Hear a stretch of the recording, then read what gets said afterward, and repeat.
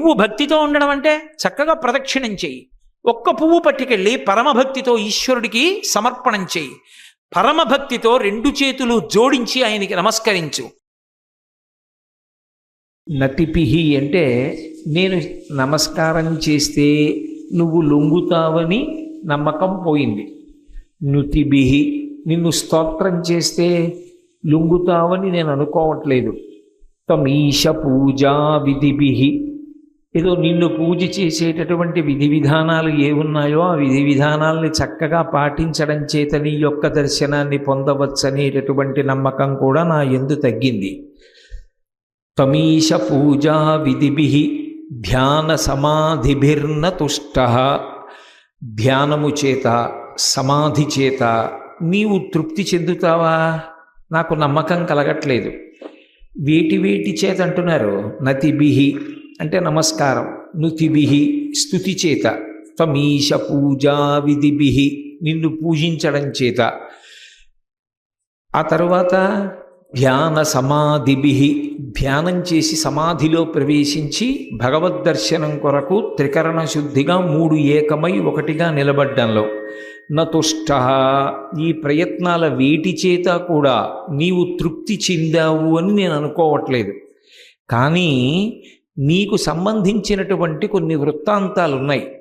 అవి ధనుషా నిన్ను ఒక ధనస్సు పెట్టి కొడితే ఒకప్పుడు నువ్వు ప్రసన్నుడవై ఒకరికి దర్శనమిచ్చావు. ముసలీన రోకలి పెట్టి కొడితే అనుగ్రహించి దర్శనమిచ్చావు. ఆశ్మభిర్వా రాళ్ల పెట్టి కొడితే అనుగ్రహించి దర్శనమిచ్చావు.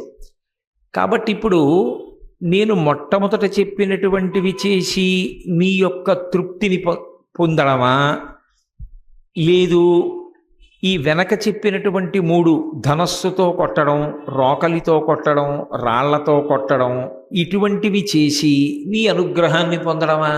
నాకు కావలసింది నీ అనుగ్రహం. నీ అనుగ్రహంలో నిన్ను ధనస్సు పెట్టి కొట్టిన వాడికి వెంటనే ప్రత్యక్షం అయ్యావు, నిన్ను రోకలి పెట్టి కొట్టిన వాళ్ళకి వెంటనే ప్రత్యక్షం అయ్యావు, రాళ్ల పెట్టి కొట్టిన వాళ్ళకి వెంటనే ప్రత్యక్షం అయ్యావు. వదతే ప్రీతికరం. అసలు నీకు నిజానికి ఏది ఇష్టం? నమస్కారం చేస్తే లొంగుతావా? స్తోత్రం చేస్తే లొంగుతావా? పూజ చేస్తే లొంగుతావా? ధ్యానం చేసి సమాధిలో ప్రవేశిస్తే లొంగుతావా? లేదు, ఆఖరిదై ఇదిగో ఈ ధనస్సు పెట్టి కొట్టడం, రోకలి పెట్టి కొట్టడం, రాళ్ళు పెట్టి కొట్టడం లాంటివి చేస్తే నువ్వు లొంగావు అనడానికి లోకంలో దృష్టాంతాలున్నాయి, సాక్ష్యాలున్నాయి. దానికి లొంగుతావా? వదతే ప్రీతికరం. నీకేది ఇష్టమో చెప్పు. తథా కరోమి, అలాగే చేస్తాను. నమస్కారం పెట్టి ధ్యానం చేసి పూజ చేసి సమాధిలోకి వెడితే నువ్వు అనుగ్రహిస్తావా? లేదు, నిన్ను ధనస్సు పెట్టి కొట్టి, రాళ్ళు పెట్టి కొట్టి, రోకలి పెట్టి కొడితే అనుగ్రహిస్తావా? నువ్వే చెప్పు. ఎలా చేయమంటే నేను అలా చేస్తాను. వదతే ప్రీతికరం తథా కరోమి, నేను అలా చేస్తాను. ఏమిటి శ్లోకానికి అర్థం? నతిభిః. నతిభిః అంటే నమస్కారం చేయడం. నేను మీతో పూర్వం చెప్పి ఉన్నాను, నమస్కారము అంటే అంత తేలికైనటువంటి విషయం కాదు. నమస్కారము అన్న మాటకు అర్థం ఏమిటంటే, నేను బాగా కింద పడిపోయి ఉన్నటువంటి వాణ్ణి, ఎంత కింద పడిపోవాలో అంత కింద పడిపోయాను, ఇంకింతకన్నా కింద పడిపోవడానికి అవకాశం లేదు అని చెప్పడానికి భూమి మీద పడిపోతారు నమస్కారం చేసినప్పుడు. అంటే ఇంకంతకన్నా కింద పడడానికి ఏముంది? ఎంత కింద పడాలో అంత కింద పడిపోయాడు. మీరు కింద పడకుండా నించున్నారు. కాబట్టి మీరు నన్ను అనుగ్రహించి పైకెత్తాలి. నన్ను అనుగ్రహించడం కోసం మీరు వంగాలి. మీకు అవసరం లేదు, అయినా వంగి నన్ను భుజాలు పట్టుకుని పైకెత్తండి. నన్ను కూడా పైకెత్తి ఉన్నతమైన మార్గంలో ప్రయాణించేటట్లు చెయ్యండి అని అడగడానికి నేల మీద పడి నమస్కారం చేస్తారు. దాన్ని ప్రణిపాతము అంటారు. అథవా 2 చేతులు ఇలా కలిపి ఇలా అంటారు. అంటే 5 జ్ఞానేంద్రియములు, 5 కర్మేంద్రియములు, బుద్ధిస్థానము 11 భగవంతుడి పాదముల దగ్గర న్యాసం చేశామని గుర్తు. లేదు, 8 అవయవాలు భూమికి తగిలేటట్టుగా నేల మీద పడాలి.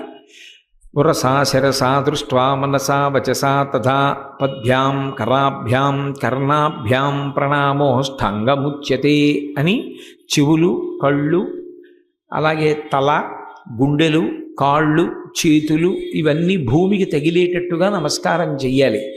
అలా 8 అవయవాలు భూమికి తగిలేటట్టుగా నమస్కారం చేస్తే అష్టాంగ నమస్కారం, సాష్టాంగ నమస్కారం అంటారు. 8 అవయవాలు భూమికి తగిలేయి కాబట్టి. ఇవి ఒక్కొక్క నమస్కారం చేత ఈశ్వరుడు ప్రీతి పొందుతాడు. ఇందులో ఎప్పుడు పడితే అప్పుడు ఎలా పడితే అలా నమస్కారాలు చేయకూడదు. ఏదో దేవాలయంలో ఉన్నామనుకోండి, వెనక ఇంకొక దేవాలయం ఉంటే అదే ప్రాంగణంలో ఆ దేవాలయం వైపుకి కాళ్ళు వెళ్ళేటట్టుగా నేల మీద పడి నమస్కారం చేయకూడదు. దక్షిణ దిక్కుకి తిరిగి నమస్కారం వచ్చేటట్టుగా నమస్కారం చేయకూడదు. నమస్కారం చేసేటప్పుడు కొన్ని విషయాలు తెలుసుకుని నమస్కారం చెయ్యాలి. అంతేకాని చేశామంటే చేశామని చెప్పి నమస్కారం చేయకూడదు. ప్రత్యేకించి ఎవరైనా పెద్దలకి నమస్కారం చేసేటప్పుడు వారు ప్రశాంతంగా ఉన్నారా లేదా అన్నది చూసుకుని కాళ్ళకి నమస్కారం చెయ్యాలి.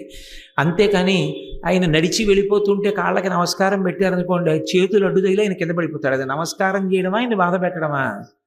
అలా ఎప్పుడు పడితే అప్పుడు ఎలా పడితే అలా నమస్కారం చేయకూడదు. అందుకే నడిచి వెళ్ళిపోతున్నప్పుడు ఎప్పుడూ కాళ్ళకి నమస్కారం పెట్టకూడదు. అది తప్పది, దోషం. అలా పెట్టకూడదు.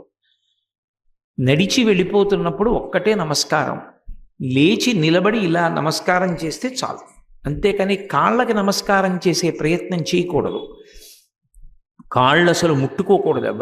ఎవరి పాదములను ముట్టుకుని నమస్కారం చేయకూడదు. ఇది దోషం. ఇంకా అవతల వారి 2 చేతులలో ఏదైనా ఒక చేతిలో ఒక వస్తువు ఉండగా ఎప్పుడూ నమస్కారం చేయకూడదు.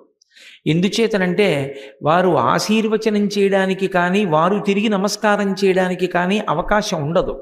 ఇప్పుడు నా చేతిలో నేను ఏదో పుస్తకాన్ని పట్టుకుని వెళుతున్నాను అనుకోండి, అప్పుడు నమస్కారం చేయకూడదు.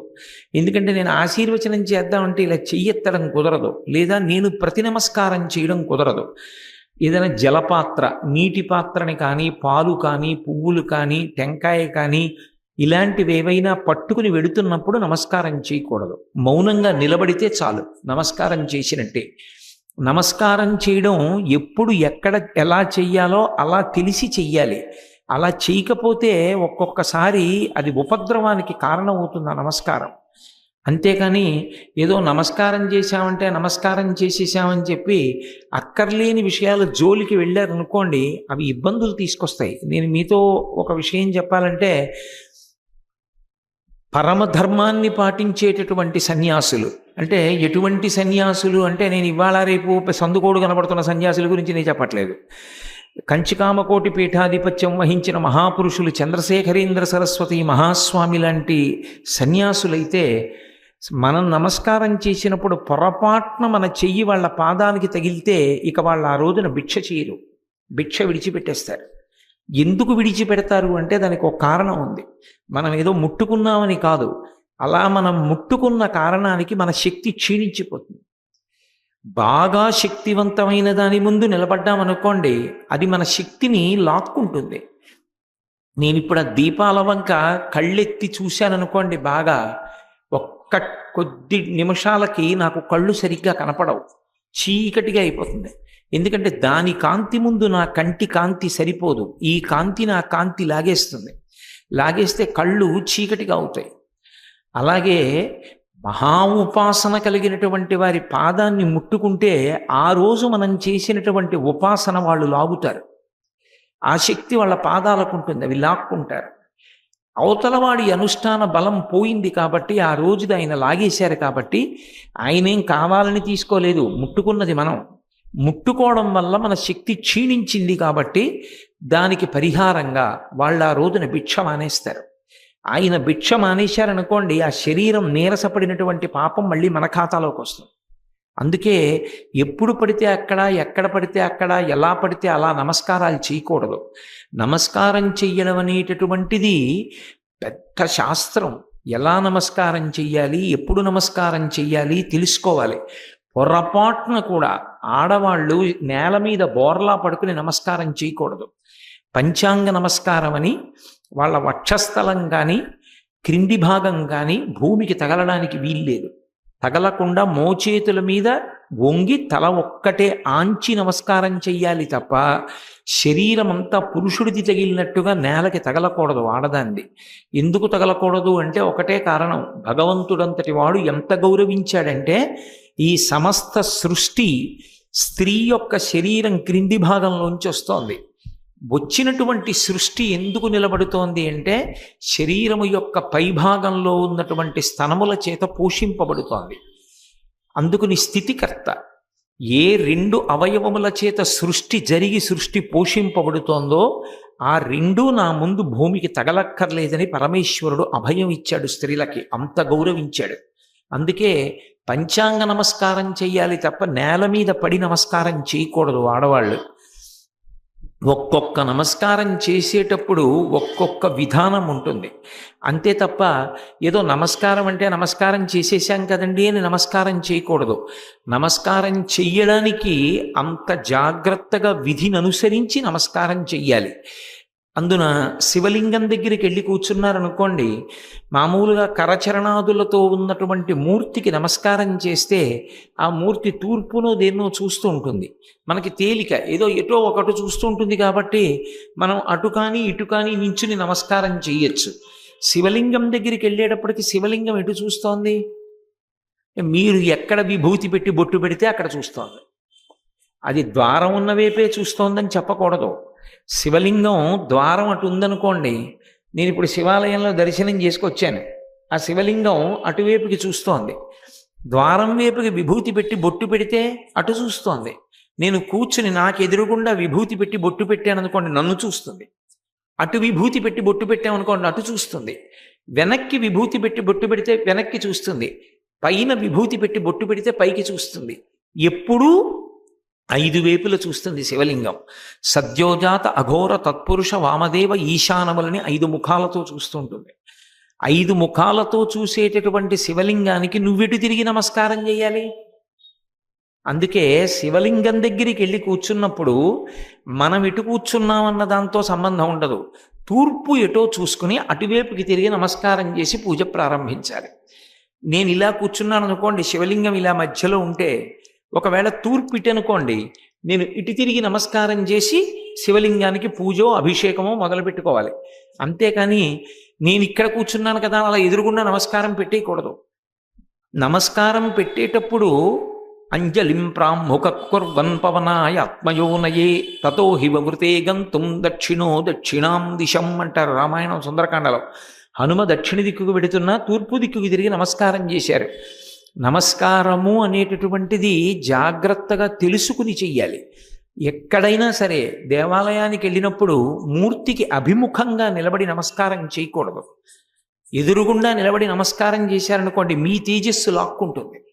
అందుకు ఓ పక్కకి తిరిగి నమస్కారం చెయ్యాలి. మూర్తి అలా ఉంటే ఇలా 2 పక్కలకి నిలబడతారు, అటు ఇటు నమస్కారం చేయాలి కానీ ఎదురుగుండా నిలబడి చేయకూడదు. ఆఖరికి దేవాలయంలో కాదు, ఇంట్లో పూజ చేసినా అంతే. ఇంట్లో పూజా మందిరాన్ని ఎదురుగుండా పెట్టుకుని భగవంతుడు మిమ్మల్ని చూస్తున్నట్లుగా పెట్టుకుని పూజ చేశారనుకోండి, ఆ పూజ చేత యజమాని యొక్క తేజస్సు క్షయమైపోతుంది. ప్రతిరోజు తేజస్సు నిలబడాలి అంటే ఈశ్వరుడు మనని చూడకూడదు. ఈశ్వరుడు సాధారణంగా ఉత్తరాన్ని చూడాలి, మనం తూర్పుని చూడాలి. చూస్తే పువ్వు ఇలా వేస్తే ఇలా తిప్పాలి కాబట్టి ఎప్పుడు ఇలా పడేస్తే ఆయన పాదాల మీద పడుతుంటుంది పువ్వు. కాబట్టి ఇటుకి చూస్తూ సింహాసనం ఉంటుంది, తూర్పుకి చూస్తూ సాధకుడు చేస్తాడు. అంతే తప్ప మన ఇష్టం వచ్చినట్టుగా ఏది పడితే అది పెట్టేసుకోవడం, మన ఇష్టం వచ్చినట్టుగా నమస్కారాలు పెట్టడం చేయకూడదు. శాస్త్రవిధిని అనుసరించి నమస్కరించాలి. అందుకని శంకరులు అంటున్నారు, అసలు శివ నీకు నమస్కారం చేయడానికి ఎక్కడ నువ్వు లేవని నేను నమస్కారం చేయను? నువ్వు అంతటా నిండి నిబిడీకృతం అయిపోయావు. అసలు దక్షిణామూర్తి స్తోత్రం చేస్తూ శంకరాచార్యుల వారు అంటారు, శివుడు బాహ్యంలో సాకారంగా ఉన్నప్పుడు ఎన్ని మూర్తులుగా ఉంటాడు అంటే, భూరంభంశనలో నిలోంబర మహార్నాదో హిమాంసు పుమాన్ ఇత్యాభాతి చరాచరాత్మకమిదం యస్యైవ మూర్ఛష్టకం నాణ్య కించన విద్యతే విమృశతాం యస్మాత్ పరస్మాద్ విభో తస్మై శ్రీగురుమూర్తయే నమయిదం శ్రీ దక్షిణామూర్తయే. ఈ భూమి అంతా కూడా శివలింగమే. అందుకే కంచిలో పృథ్వీలింగమై ఉంటాడు. నీరంతా శివలింగమే. అందుకే జంబుకేశ్వరంలో జలలింగం అయి ఉంటాడు. అగ్ని అంతా శివలింగమే. అరుణాచలంలో అగ్నిలింగం అవుతాడు. ఆకాశమంతా శివలింగమే. అందుకే చిదంబరంలో ఆకాశలింగం. శ్రీకాళహస్తిలో వాయులింగం, వాయువు అంతా శివలింగమే. ఇప్పుడు నేను వాయువు మధ్యలో కూర్చున్నాను అంటే నేను శివలింగంలోనే ఉన్నాను. వాయువు శివలింగం, సూర్యుడు శివలింగం, అందుకే కోణార్కలో సూర్యలింగం. చంద్రుడి శివలింగం, అందుకే సీతాకుండంలో చంద్రలింగం. లోపల యజమానుడు, నేనంటున్న యజమానుడు ఎవరున్నాడో అతను కూడా శివస్వరూపమే. అందుకే కాఠ్మండూలో యజమానలింగం. అష్టమూర్తులుగా 8 మూర్తులుగా ఉంటాడు. ఇప్పుడు ఎక్కడికి నమస్కారం చేస్తారు చెప్పండి నాకు? ఆయనకి ఎలా నమస్కారం చేస్తారు? ఈ పృథివీ శివలింగం అని నేను నమస్కారం చేశాను అనుకోండి, మరి కాళ్ళతో తొక్కుతున్నాను, అసలు ఎలా నమస్కారం చేయడం ఆయనకి? అందుకే శంకరులు అన్నారు, నిజంగా తత్వం తెలిస్తే నీకు నమస్కారం ఎలా చేయను? అందుకని నతిభిహి, నమస్కారం చేసి నిన్ను సంతోషపెట్టాలి అంటే నువ్వేదో పరిమితంగా ఓ చోట నిలబడితే నమస్కారం చేయొచ్చు. నువ్వు పరిమితంగా ఓ చోట నిలబడ్డావా? నేనున్నాను అనుకోండి, ఏదో ఇలా నించున్నాను అనుకోండి, మీరు నా ఎదురుగుండా వచ్చో నమస్కారం పెట్టచ్చు. అంతటా నిండిపోతే ఆ శివస్వరూపం గాలిలో మనం ఉన్నాం, ఆ వేడి మనలో ఉంది, భూమి మీద మనం ఉన్నాం. ఉన్నప్పుడు ఎలా శివుడికి నమస్కారం చేయడం? అసలు నతిభిహి కుదరదు. నుతిభిహి, ఆయన్ని స్తోత్రం చేద్దామని అనుకున్నారనుకోండి, అదో అపరాధం అవుతుంది. అసలు శివుణ్ణి స్తోత్రం చేద్దామని ప్రయత్నం చేస్తే అదో అపరాధం యథార్థానికి. ఎందుకో తెలుసా? అంటే స్తోత్రం చెయ్యొద్దని కాదు నా ఉద్దేశ్యం, తత్వతః ఎలా ఉంటుందో చెప్తున్నాను. మీరు స్తోత్రం చెయ్యాలి అంటే మీ మనసుతో ఆయన యొక్క గుణగణములను భావన చేసి కదా నోటితో స్తోత్రం చెయ్యాలి. నోట్లోంచి ఏదైనా వచ్చింది అంటే ఎంగిలైందా లేదా అది? అప్పుడు స్తోత్రం చేశాను అనుకోండి, ఆయన మీద ఏదో పద్యాలు చెప్పాను అనుకోండి నేను, అప్పుడు నా నోట్లోంచి వచ్చాయి కాబట్టి అవి ఎంగిలయ్యాయా? నోట్లోంచి వచ్చింది ఏదైనా ఎంగిలే. మరి ఎంగిలితో స్తోత్రం చేస్తావా? అంతటా నిండి నిబిడీకృతమైపోయిన వాడు మనసుకు అందుతాడా? వాక్కుకు అందుతాడా? ఎలా స్తోత్రం చేశావు? అంతటి మహానుభావుణ్ణి నోటితో అసలు స్తోత్రం ఎలా కుదురుతుంది? స్తుతిభిహి కుదరదు. కాబట్టి ఈశ్వర లోపల అనుభవించడమే కానీ అసలు మీ గురించి పైకి చెప్పడం, స్తోత్రం చేయడం కుదరదు. కాబట్టి ఎలా తృప్తి పొందేటట్టు చేస్తాను? చెయ్యలేను. నతిభిహి నుతిభిహి త్వమీశ పూజా విధిభిహి, మీ పూజని చేసి నేను మిమ్మల్ని సంతోషపెట్టడం అనేటటువంటిది సాధ్యమవుతుందని నేను అనుకోవట్లేదు. ఎందుకు అనుకోవట్లేదు అంటే, వందే శంభుముమాపతిం సురగురుం వందే జగత్కారణం వందే పన్నగభూషణం మృగధరం వందే పశూనాం పతిం వందే సూర్యశశాంకవన్నినయనం వందే ముకుంద ప్రియం వందే భక్తజనాశ్రయించ వరదం వందే శివం శంకరం. ఆయన సూర్య శశాంకవహ్ని నయనం, సూర్యుడు ఒక కన్ను, చంద్రుడు ఒక కన్ను, అగ్నిహోత్రం ఒక కన్ను. ఆయనకి తీసుకొచ్చి అక్కడ పెట్టి పూజ చేద్దామంటే సూర్యుడు, చంద్రుడు, అగ్నిహోత్రము 3 మీ ఎదురుగుండా వెలుగుతుంటాయి. వెలుగుతుంటే ఇప్పుడు ఆయనకి దీపం ఎలా పెడతారు మీరు? ఆ సూర్యుడు ఎదురుగుండా వెలిగిపోతుంటే ఆ తేజస్సు ముందు అసలు ఒక దీపం పెట్టడం కుదురుతుందా? కుదరదు. చంద్రుడు ప్రకాశిస్తుంటే అక్కడ మీరు దీపం వెలిగించడం కుదురుతుందా? కుదరదు. సూర్యుడు ఎదురుగుండా దిగొచ్చేసాడు అనుకోండి, నాకు అసలు కళ్ళు కనపడతాయా అంత వెలుతురులో? ఇక నేను దీపం పెట్టినా మళ్ళీ ఆయన కనపడడానికి? సూర్యుడే ఆయన కన్ను, చంద్రుడే ఆయన కన్ను, అగ్ని 3వ కన్ను, మళ్ళీ దీపం ఏమిటి? ఇంకా పూజ ఎక్కడి నుంచి చేయడం? పైగా శంకరులే ఓ చోట చెప్పారు శివానంద లహరిలో, వస్త్రోద్ధూత విధౌ సహస్రకరత పుష్పార్చని విష్ణుత అన్నారు. శివుడంటే అంతటా నిండిపోయి ఉంటాడు. అంత నిండిపోయిన వాడికి పంచెల చాప ఎలా ఇస్తాను? ఆయనకి పంచెల చాపు ఇవ్వడం అంటే దానికి ఒక పద్ధతి ఉంటుంది. పంచెల చాపు మడత విప్పకుండా తీసుకొచ్చి పంచె పెట్టడం ఒక ఎత్తు, కొత్త పంచె విప్పి మెడలో వేస్తారు అంటే ధరింపచేసినట్టు. ఇప్పుడు ఆయనకి సరిపోయేంత పెద్ద పంచె తెచ్చి ఆయనకి ఇవ్వాలంటే, అంతటా నిండిపోయిన వాడికి అంత పంచి ఇవ్వాలంటే నేను ఎవరవ్వాలి? నేను సూర్యుడిని అవ్వాలి. అంతటా నిండిపోయిన చేతులుంటే, కిరణములుంటే అప్పుడు నేను ఆయనకి పంచెల చాపు ఇవ్వగలను. వస్త్రయుగ్మం సమర్పయామి ఎలా అంటారు?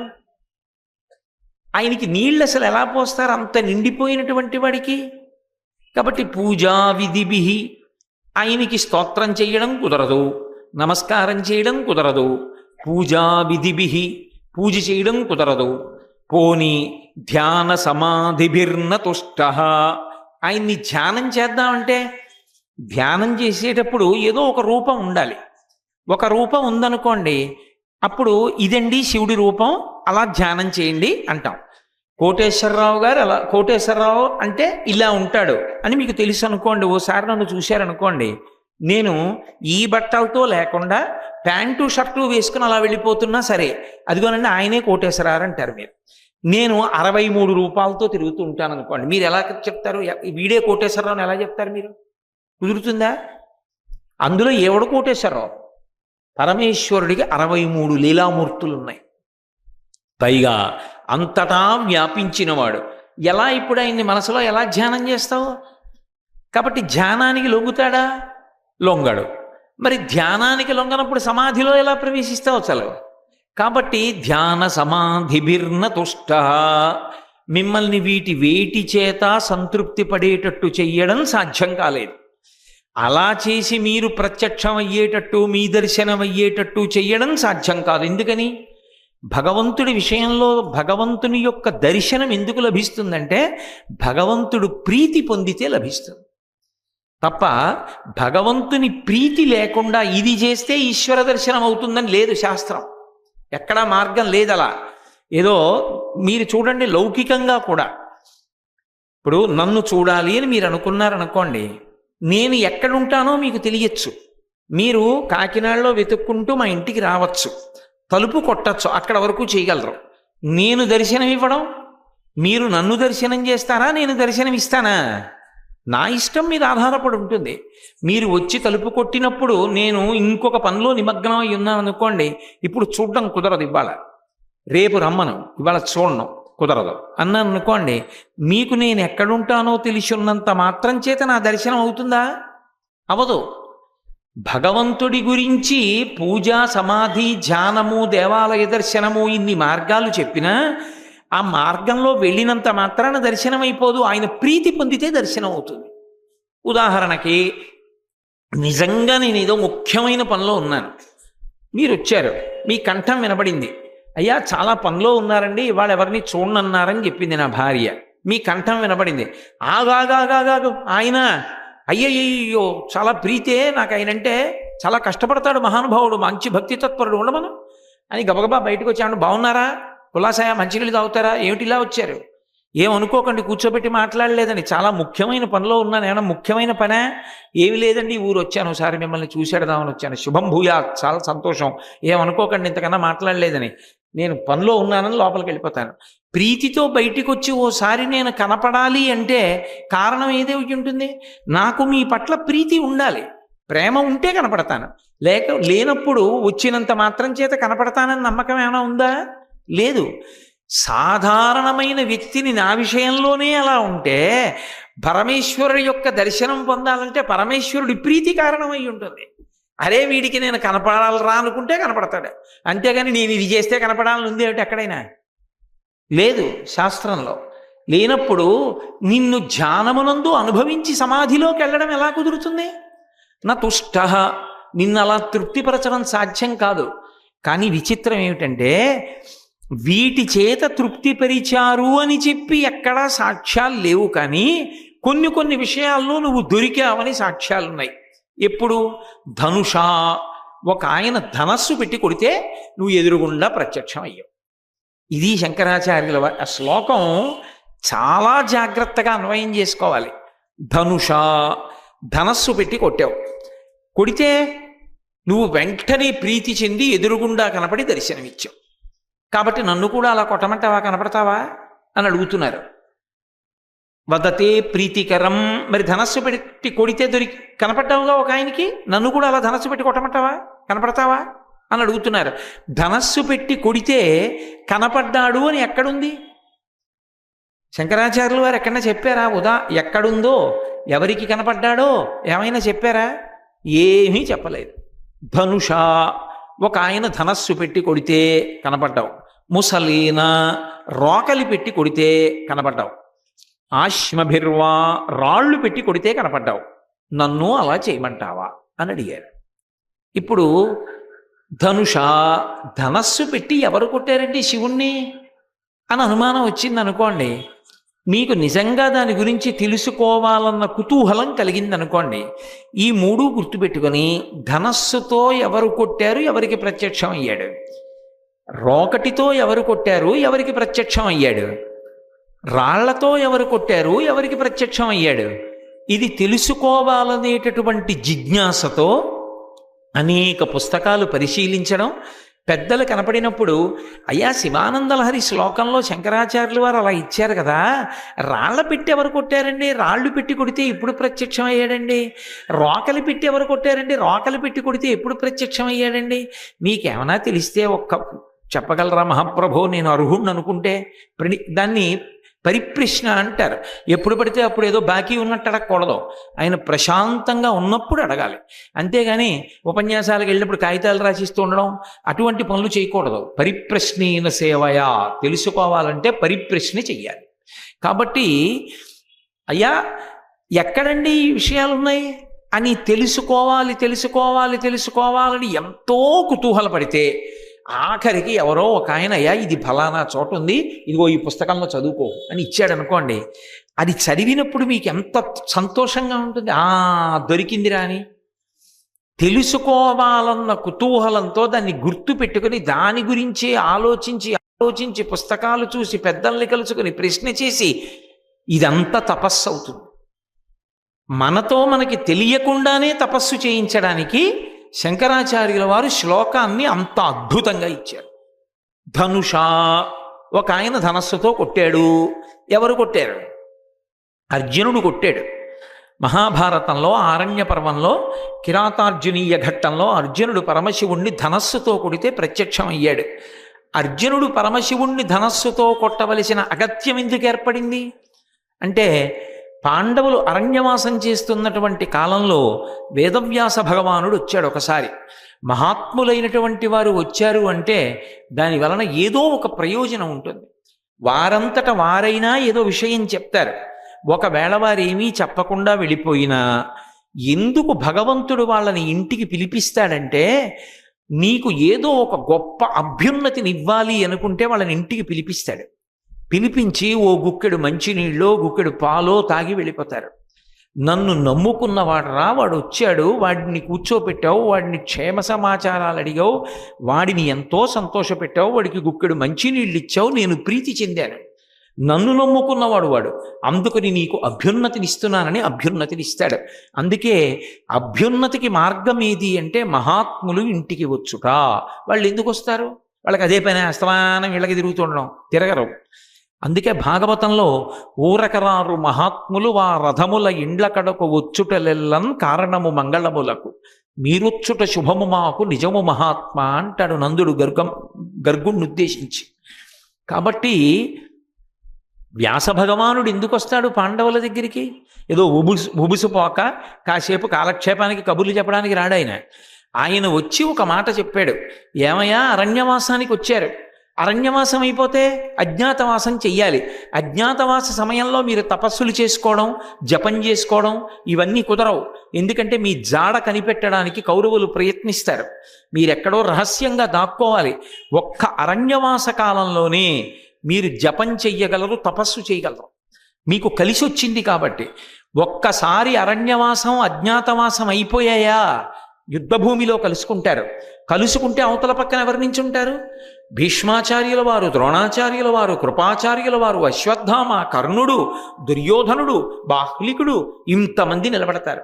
ఏ సామాన్యమా వీళ్ళని చంపడం? ఒక్క భీష్ముడు చాలు, స్వచ్ఛంద మరణం వరం. ఆయన అనుకుంటే మరణిస్తాడు తప్ప లేకపోతే మరణించాడు. భీష్ముడు ఒక్కడి చాలు చీల్చి చెండాడేయడానికి. ద్రోణుడు మీకు అస్త్ర విద్య నేర్పిన గురువు గారిని కొట్టడం అంత తేలికైన విషయం కాదు. ఎంత విలువిద్యలో ఎంత యుద్ధం జరుగుతున్నా అసలు గురువు జోలికి వెళ్ళడమే సాధ్యం కాదు. అంతటి అప్రతిహతమైనటువంటి బలపరాక్రమములు ఉన్నవాడు, అంతటి విలువిద్య తెలిసి ఉన్నవాడు గురుపుత్రుడు అశ్వత్థామ. ఇంతమంది మహావీరులు నిలబడి ఉంటారు. అప్పుడు మీరేమో ఇక్కడ అరణ్యవాసం అంతా ఖాళీగా కూర్చుని చెట్లకి దొరికిన కాయలు పళ్ళు జంతువులు తింటూ హాయిగా కూర్చుని గడిపేసి యుద్ధానికి గడితే రేపు యుద్ధం ఏం చేస్తారు? ఇప్పుడు మీకు వచ్చిన అవకాశాన్ని మీరు వినియోగించుకోవాలి. మీకు అపారమైనటువంటి పరాక్రమము లభించాలి, గొప్ప గొప్ప అస్త్రములు మీకు లభిస్తే ఆ అస్త్ర సంపద చేత మీరు రేపు పొద్దున్న కౌరవ సైన్యాన్ని పడగొట్టగలుగుతారు. అలా పడగొట్టాలంటే, అంత గొప్ప అస్త్రములు కావాలంటే ధర్మరాజా నీకు ప్రతిస్మృతి అనబడేటటువంటి విద్యనిస్తున్నాను. ఈ విద్యని నీకు ఉపదేశం చేస్తాను. పెద్దవాడు అన్నగారు కాబట్టి ధర్మరాజుకు ఉపదేశం చేశాడు. ధర్మరాజు అనుష్ఠానం చేసి అర్జునుడికి ఉపదేశం చెయ్యాలి. అర్జునుడు ఆ ప్రతిస్మృతి అనబడేటటువంటి మంత్రాల్ని జపం చేస్తూ ప్రశాంతంగా ఒక చోటికి వెళ్ళి కూర్చుని తపస్సు చేస్తే పరమశివుడు ప్రత్యక్షమవుతాడు. పరమేశ్వరుడు ప్రత్యక్షమైతే ఆయన్ని పాశుపతాస్త్రం అడగండి. పాశుపతాస్త్రం అంటే దాంట్లోంచి ఒకేసారి కొన్ని లక్షల గదలు, బాణాలు, అమ్ముల పొదలు అన్నీ వచ్చేస్తాయి. అది ప్రయోగిస్తే బ్రహ్మాండమే నశించిపోతుంది. అంత గొప్ప అస్త్రం. అది ఇవ్వగలిగిన వాడు పరమశివుడు ఒక్కడే. ఆ పరమశివుడి దగ్గర పాశుపతాస్త్రం పొందాలి అంటే ఈ ప్రతిస్మృతి విద్యని అర్జునుడు దాన్ని పట్టుకుని తపస్సు చేస్తాడు. తపస్సు చేస్తే శివసాక్షాత్కారం అవుతుంది. శివసాక్షాత్కారం అయితే అప్పుడు ఆయన పాశుపతాస్త్రం ఇస్తాడు. పాశుపతాస్త్రం పట్టుకుని యుద్ధానికి వెళితే గెలిచే అవకాశం ఉంటుంది. నిజంగా కూడా పాండవులు బతికి బట్ట కట్టారు అంటే పాశుపతాస్త్రం చేతిలో ఉంది కాబట్టి బతికారు. లేకపోతే అసలు కురుక్షేత్రం మధ్యలోనే అర్జునుడు శరీరం విడిచిపెట్టేవలసింది. శత్రువులు కొట్టడం కాదు, తానే అక్కర్లేని ప్రతిజ్ఞ చేశాడు. కోపం వచ్చి రేపు సూర్యాస్తమయం లోపల సైంధవుడి శిరస్సు పడగొట్టకపోతే ప్రాయోపవేశం చేస్తానన్నాడు. ద్రోణాచార్యుల వారు రచించినటువంటి వ్యూహానికి ఎక్కడో ఉన్నాడు సైంధవుడు. అసలు ఇంకా సాయంకాలం అయిపోయింది, అర్జునుడు వ్యూహంలోకి ప్రవేశించలేదు. సమయం అయిపోతోంది, సూర్యాస్తమయం అయిపోతోంది. కౌరవులు అనుకున్నారు సైంధవుడి దాకా అసలు రాలేడు ఇవాళ అర్జునుడు. గురువుగారు పన్నిన వ్యూహం అటువంటిది. దగ్గరికి రాలేడు కాబట్టి సైంధవుణ్ణి కొట్టడు కనుక అర్జునుడు ప్రతిజ్ఞ ప్రకారం ప్రాయోపవేశం చేస్తాడు. అర్జునుడు శరీరం వదిలిపెట్టేస్తాడు. అర్జునుడు లేనప్పుడు కర్ణుణ్ణి కొట్టేవారెవరు? భీష్ముణ్ణి, ద్రోణుణ్ణి, కృపాచార్యుల వారిని కొట్టేదెవరు? కాబట్టి దుర్యోధనుడు గెలిచినట్టే అనుకున్నారు. సాయంకాలం అయిపోతోంది, సూర్యాస్తమయం అయిపోతోంది. అర్జునుడు కంగారు పడిపోయాడు. తొందరపడి ప్రతిజ్ఞ చేసేసాను, సైంధవుడేడి దొరకట్లేదని. అదృష్టం ఎక్కడ కలిసి వచ్చిందంటే కృష్ణ పరమాత్మ ఉన్నారు కనుక తాత్కాలికంగా మేఘాల్ని కల్పించి సూర్యాస్తమయం అయిపోయినట్లుగా చేశారు. సైంధవుడు తొందరపడిపోయి గభాలను నిక్కి పైకి చూశాడు. లేచి సూర్యాస్తమయం అయిపోయిందా అని అడిగాడు. సైంధవుడి తల కనపడింది. కనపడగానే కృష్ణుడు అన్నాడు, బావా అదిగో కనపడుతున్నాడు సైంధవుడు, వేసేయి, కొట్టయి తలకాయండి. మళ్ళీ మబ్బు తప్పుకుంది, ఇంకా సూర్యాస్తమయం అవ్వలేదు. సూర్యుడు ప్రకాశించాడు. వెంటనే బాణం తీసి కొట్టాడు. తల తెగిపోయింది సైంధవుడిది. తెగిపోయిన తలకాయ విషయంలో కృష్ణుడు అన్నాడు, ఆ సైంధవుడి తల కింద పడకూడదు బావా. అది కాని కింద పడిందా, ఎవరి బాణానికి కింద పడిందో వాడి శిరస్సు 1000 వక్కలైపోతుంది. అందుకని అది కింద పడకుండా బంతులాడు ఆకాశంలో అన్నాడు. అప్పుడు పాశుపతాస్త్ర ప్రయోగం చేసి బంతులాడుతూ ఉంచాడు సూర్యాస్తమయం వరకు. మరి ఎలా ఇది కింద పడకుండా ఎంతసేపు అన్నాడు. హిమాలయ పర్వతాల దగ్గర కూర్చుని వీళ్ళ నాన్న తపస్సు చేస్తున్నాడు. వాళ్ళ నాన్న వరమడిగాడు వీడు పుట్టినప్పుడు, ఎవడు వీడి తలని కింద పడేస్తాడో వాడి తల 1000 ముక్కలైపోతుందని. ఇప్పుడు నీ వల్ల వాడి తల కింద పడిపోతే నీ తల 1000 వక్కలవుతుంది. ఇప్పుడు వీడి తల ఆకాశంలో ప్రయాణించి వెళ్ళి వీడి తండ్రి హిమాలయాల దగ్గర కూర్చుని తపస్సు చేస్తున్న వాడి ఒడిలో పడేటట్టుగా కొట్టు. ఎలా కొడతాడు అలాగా? అప్పుడు పాశుపతాస్త్రాన్ని సంధించాడు. సంధిస్తే అది అస్త్రం కాబట్టి అది తిన్నగా తలకాయని తీసుకెళ్లి హిమాలయ పర్వతాల మీద కూర్చొని తపస్సు చేసుకుంటున్న సైంధవుడి యొక్క తండ్రి ఒడిలో తలపడేటట్టుగా చేసింది. తల ఒళ్ళో పడింది. గభాలన కళ్ళు విప్పి చూశాడు తండ్రి. ఏదో తలకాయ, కొడుకు తలకాయ అనుకోలేదు. చిచి తలకాయని ఇలా పడేశాడు. సైంధవుడి తలకాయ కింద పడింది. ఇప్పుడు తలకాయని కింద పడేసిన వాడు ఎవరు? తండ్రి తల 1000 వక్కలైపోయి అర్జునుడు బతికాడు. మహాభారతంలో అసలు అర్జునుడు బతకడం, పాండవులు గెలవడం పాశుపతాస్త్రం వలననే సంభవం అయింది. అటువంటి పాశుపతాస్త్రాన్ని సంపాదించాలంటే ఇదిగో ఈ ప్రతిస్మృతి విద్యని నీకు ఉపదేశం చేస్తున్నాను ధర్మరాజా, నువ్వు అర్జునుడికి ఉపదేశం చెయ్యి. అర్జునుడు ఈ ప్రతిస్మృతి విద్యని జపం చేసి తపస్సు చేసి శివసాక్షాత్కారాన్ని పొందుతాడు. శివసాక్షాత్కారాన్ని పొంది దాని వలన అనుగ్రహాన్ని పొందుతాడు, అస్త్రములను సంపాదిస్తాడు, దివ్యాస్త్రములను. కాబట్టి ఉపదేశం చెయ్యి అంటే ధర్మరాజు గారు అర్జునుడికి ప్రతిస్మృతిని ఉపదేశం చేశాడు. అర్జునుడు ఇంద్రకీలాద్రి మీద కూర్చుని గొప్ప తపస్సు చేస్తున్నాడు పరమేశ్వరుడి కోసం. పరమేశ్వరుడు తిన్నగా ప్రత్యక్షం అవ్వచ్చు కదా అనుగ్రహించాలనుకుంటే, కానీ ఆయన అలా అనుగ్రహించలేదు. అనుగ్రహించకుండా ఆయన చమత్కారం చేశాడు. మూకాసురుడని ఒక రాక్షసుణ్ణి అడవి పందిగా మార్చి ఒరే నువ్వు వెళ్ళరా అన్నాడు. ఎక్కడ అర్జునుడు తపస్సు చేసుకుంటున్నాడో అక్కడికి ఆ పంది పరిగెత్తుకొచ్చింది. పంది వస్తోంది, క్షత్రియుడు కనుక వెంటనే గాంధీవాన్ని ఎక్కుపెట్టి అక్షయబాణ తూణీరంలోంచి బాణం లాగి విడిచిపెట్టాడు. ఆ గాంధీవానికి ఒక లక్షణం ఉంది, ఇది దివ్యదత్తమైనటువంటి ధనస్సు. గాంధీవానికి ఆ వింటినారిని సంధించి దాన్ని ఎక్కు పెడుతున్నప్పుడు పిడుగులు పడుతున్న ధనులు వస్తాయి. ఒక్క వింటినారిని కట్టి ఎక్కు పెట్టినంత మాత్రం చేత కొన్ని వేల మంది యొక్క చెవుల్లోంచి నెత్తురు కారి చచ్చిపోతారు. గాంధీవం ఎక్కువ పెట్టడం అంటే అలా ఉంటుంది. అందుకే గాంధీవాన్ని ఎవరైనా తిడితే వాళ్ళ తల తీసేస్తానన్నాడు. ఒకప్పుడు ధర్మరాజు తిట్టాడు గాంధీవాన్ని, తిడితే ధర్మరాజుని చంపేయాల్సి వచ్చింది అర్జునుడు. ఎవరు తిడితే వాళ్ళని చంపుతానన్నాడు, అందుకని ధర్మరాజుని చంపేయవలసి వచ్చింది. మరి ప్రతిజ్ఞ చేశాడు ధర్మరాజుని చంపాలి, ఎలా అని అడిగాడు. అడిగితే కృష్ణుడు అన్నాడు, చంపడానికి నిందించడానికి తేడా ఏమీ లేదు. మహాత్ములైన వారిని నిందించడం అంటే వాళ్ళని చంపేయడంతో సమానం. అంతటి ధర్మరాజుని నింద చేస్తే, ఆయన్ని నిష్కారణంగా తిడితే ఆయన్ని చంపేసినట్టే. అందుకని తిట్టు వదిలే అన్నాడు. ధర్మరాజుని నిందించాడు. ఇప్పుడు ధర్మరాజుని నిందించాడు. ధర్మరాజుని అర్జునుడు చంపక్కర్లేదు, బతికాడు. మళ్ళీ అన్నాడు అర్జునుడు, బావా ఇంతటి మహాత్ముడు, ఇంతటి ధర్మాత్ముడు ధర్మరాజుని తిట్టాను, ఇటువంటి అన్నగారిని తిట్టి నేను బతికి ఉండొచ్చా? అందుకని నేను చచ్చిపోతానన్నాడు. అమ్మ నాయనోయి మళ్ళీ ఇదో పేచియా, మీ అన్నయ్యని బతికించాననుకుంటే ఇప్పుడు నువ్వు చచ్చిపోతావా అని మళ్ళీ అర్జునుడిని పిలిచి అన్నాడు, తనని తాను పొగుడుకుంటే తాను చచ్చిపోయినట్టే, అందుకని నిన్ను నువ్వు పొగిడేసుకో అన్నాడు. అర్జునుడు తనని తాను పొగుడుకున్నాడు. తనని తాను పొగుడుకుంటే తన చావు తను చూసుకున్నట్టే, కాబట్టి నువ్వు చచ్చి బతికినట్లే. ఇప్పుడు ఇద్దరూ బతికారు కాబట్టి యుద్ధానికి వెళ్ళండి అన్నాడు. ఇన్ని ఉపద్రవాలు నడిచాయి. కాబట్టి ఇప్పుడు అర్జునుడు వెళ్ళి గొప్ప తపస్సు మొదలు పెడితే మూకాసురుడు అనబడేటటువంటి రాక్షసుణ్ణి అడవి పందిగా మార్చి పంపాడు శివుడు. గాంధీవం తీశాడు, బాణాన్ని సంధించాడు, గురి చూసి కొట్టాడు. అటు పరమశివుడు ఆయన కూడా ధనస్సు తీసి కిరాత వేషం ధరించి, కిరాతుడంటే అరణ్యాల్లో తిరిగేటటువంటి గిరిజన వేషం ధరించి భార్య, ఆ కిరాతుని భార్య ఎలా ఉంటుందో అటువంటి వేషాన్ని ఆవిడ ధరించి వెనక ప్రమదగణాలందరూ కూడా కోయవారిగా మారిపోయారు. పరమశివుడు వస్తూ వస్తూ ఆయన కూడా బాణం వేశాడు. ఈ పంది పరిగెత్తుకు రావడంలో అట్నుంచి అర్జునుడు బాణం తగిలింది, ఇట్నుంచి పరమశివుడు బాణం తగిలింది. ఒకటి తగిలితేనే చాలు, దాని కర్మ రెండు తగిలి అటు ఇటు తగలటంలో గిరగిరా తిరిగి చచ్చిపోయి. శివుడు అన్నాడు దాన్ని నేను కొట్టానన్నాడు, అర్జునుడు అన్నాడు కాదు నేను కొట్టానన్నాడు. దెబ్బలాడుకోవడానికి చాలదు, ఇద్దరూ పౌరుష పరాక్రమవంతులే. కాబట్టి ఇద్దరి మధ్య యుద్ధం వచ్చింది. అసలు శివుడిగా కనపడకుండా ఎందుకు ఈ అల్లరంతా అంటే, పాశుపతాస్త్రాన్ని సంధించడానికి ఉపదేశం పొందాలి అంటే శరీరమునందు దివ్యత్వము ప్రకాశించాలి. ఆ దివ్యత్వం రావాలి అంటే శివుడు ముట్టుకోవాలి. శివుడు ముట్టుకుని శివశరీరంతో అర్జునుడి శరీరం, అర్జునుడి శరీరంతో శివశరీరం కలిస్తే దాని చేత అర్జునుడి శరీరము విశేషమైన తేజస్సుని పొందితే అప్పుడు పాశుపతాస్త్రాన్ని పొందడానికి అవకాశం వస్తుంది. అసలు ఇంతటి ధైర్యం, ఇంతటి బలం, ఇంతటి పరాక్రమం ఉంటే కదూ ఇవ్వడం పాశుపతాస్త్రం.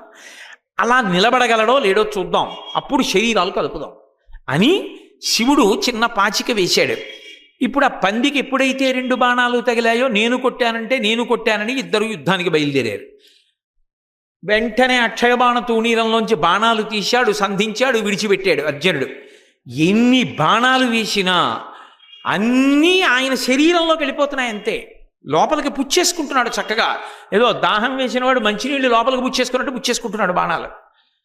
చాలా కోపం వచ్చింది, 2 చేతులతో బాణాలు వేస్తాడు అర్జునుడు. చూసుకున్నాడు 2 అక్షయ బాణ తూణీరాలు అంతర్ధానం అయిపోయి. ఎక్కడ లేని కోపం వచ్చి గాంధీవం తీసి ఆయన యొక్క జటాజూటం మీద ఒక్క దెబ్బ కొట్టాడు. కొట్టేటప్పటికి ఆ గాంధీవం కూడా ఆయన శరీరంలోకి అదృశ్యం అయిపోయింది. ఊరుకున్నాడా? రాళ్ళు తీసి చెట్లు పెరిగి ఆయన మీదకేసి కొట్టాడు. ఆయన రాళ్ళు తీసి చెట్లు తీసి కొట్టాడు. ఇలా కాదని తొడలు కొట్టి ఇద్దరు కలియబడ్డారు. కోదండంబుల నిట్టులుండరు జటా కోటీరముల్ కుక్షివక్షోదీశంబుల నంసభాగముల సక్రోదంబునన్వేయుచున్ రోదోంతంబుల నట్టహాసముల నార్పుల్ పిక్కటిల్లంగా బాహాదర్పంబున మల్లసంగరము సేయంజొచ్చిరి రుద్రాజ్యనులు. తొడలు కొట్టి ఒకళ్ళతో ఒకళ్ళు మల్లయుద్ధం మొదలుపెట్టారు. మల్లయుద్ధం మొదలుపెట్టినప్పుడు మరి పట్లు వేసుకోవాలి కదా, కింద పడాలి, మీద పడాలి, ఒకళ్ళనొకళ్ళు గుద్దుకోవాలి, తన్నుకోవాలి. ఇద్దరు తన్నుకుంటున్నారు, గుద్దుకుంటున్నారు. ఇలా మల్లయుద్ధం చేస్తున్నప్పుడు పరమశివుడి ముందు ఎంత అర్జునుడైతే మాత్రం నిలబడగలడు ఆయన తేజస్సు ముందు. అర్జునుడి యొక్క తేజస్సునంతటినీ లాగేశాడు. లాగేసేటప్పటికి పరాక్రమం క్షీణించిపోయి ఆయన గుద్దినటువంటి ఒక గుద్దుకి అర్జునుడు స్పృహ తప్పి కింద పడిపోయాడు. చాలా సంతోషించాడు పరమేశ్వరుడు. ఒరే, వీడు చాలా బలవంతుడురా, నాతోనే ఎదురు నిలిచి గాంధీవమే అదృశ్యమైపోయినా, అక్షయబాణ తూణీరాలు అదృశ్యమైపోయినా, కత్తి అదృశ్యమైపోయినా, రాళ్ళు చెట్లు అదృశ్యమైపోయినా, మల్లయుద్ధానికి నాతో తలబడి ఇంతసేపు నిలబడ్డాడంటే మహాయూథుడే, పాశుపతాస్త్రం ఇవ్వవచ్చు అని అర్జునుడికి స్పృహ వచ్చేటప్పటికీ అప్పటి వరకు కిరాతుడిగా కనపడినటువంటి పరమశివుడు ఒక్కసారి నిజస్వరూపంతో వెలిగిపోతూ ప్రకాశిస్తూ పార్వతీ పరమేశ్వరులు దర్శనమిచ్చారు. చూశాడంతే ఎదురుగుండా స్పృహొచ్చి పరమశివుని యొక్క దర్శనమైంది. పరవశించిపోయాడు. మహాభారతం ఆరణ్య పర్వంలో నన్నయ్య గారి కృతం.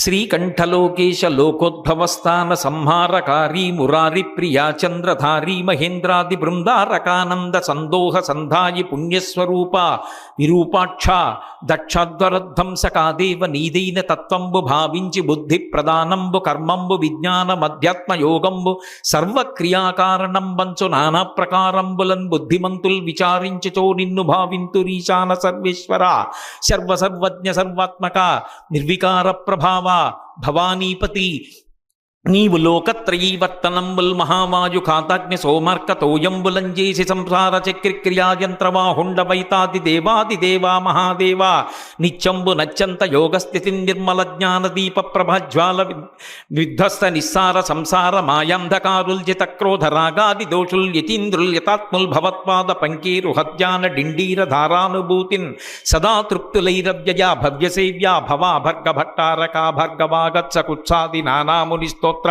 దత్తావధానాలలాటే క్షణోగ్రగ్ని భస్మీకృతానంగ భస్మానులిప్తంగ గంగాధర నీ ప్రసాదంబులన్ సర్వగీర్వాణ గంధర్వులున్ సిద్ధ సాధ్యోరగేంద్ర మహేంద్రాదులున్ శాశ్వతైశ్వర్య సంప్రాప్తులైరీశ్వర విశ్వకర్త సురాభ్యర్చిత నాకు అభ్యర్థితంబుల్ ప్రసాదింపు కారుణ్యమూర్తి త్రిలోకైకనాథ మహాదేవదేవ నమస్తే నమస్తే నమః అని రెండు చేతులెత్తి దండకం చేసి పరమేశ్వరుడికి సాష్టాంగ నమస్కారం చేశాడు. పరవశించిపోయాడు పరమేశ్వరుడు. పరవశించిపోయి అప్పుడు పాశుపతాస్త్రాన్ని అనుగ్రహించాడు. శంకరాచార్యుల వారు ఈ ఘట్టాన్ని తీసుకొచ్చారు శ్లోకంలోకి. నతిభిర్నుతిభిర్స్త్వమీశ పూజా విధి విధ్యాన సమాధిభిర్నతుష్ట ధనుషా. ధనస్సు పెట్టి కొడితే ప్రత్యక్షం అయ్యావు ఒకడికి, అందుకని నేను కొట్టనా? ధనుషా ముసలీనా, ఒక ఆవిడ రోకలు పెట్టి కొడతానంటే ప్రత్యక్షం అయ్యాం. అది ఎక్కడ జరిగింది?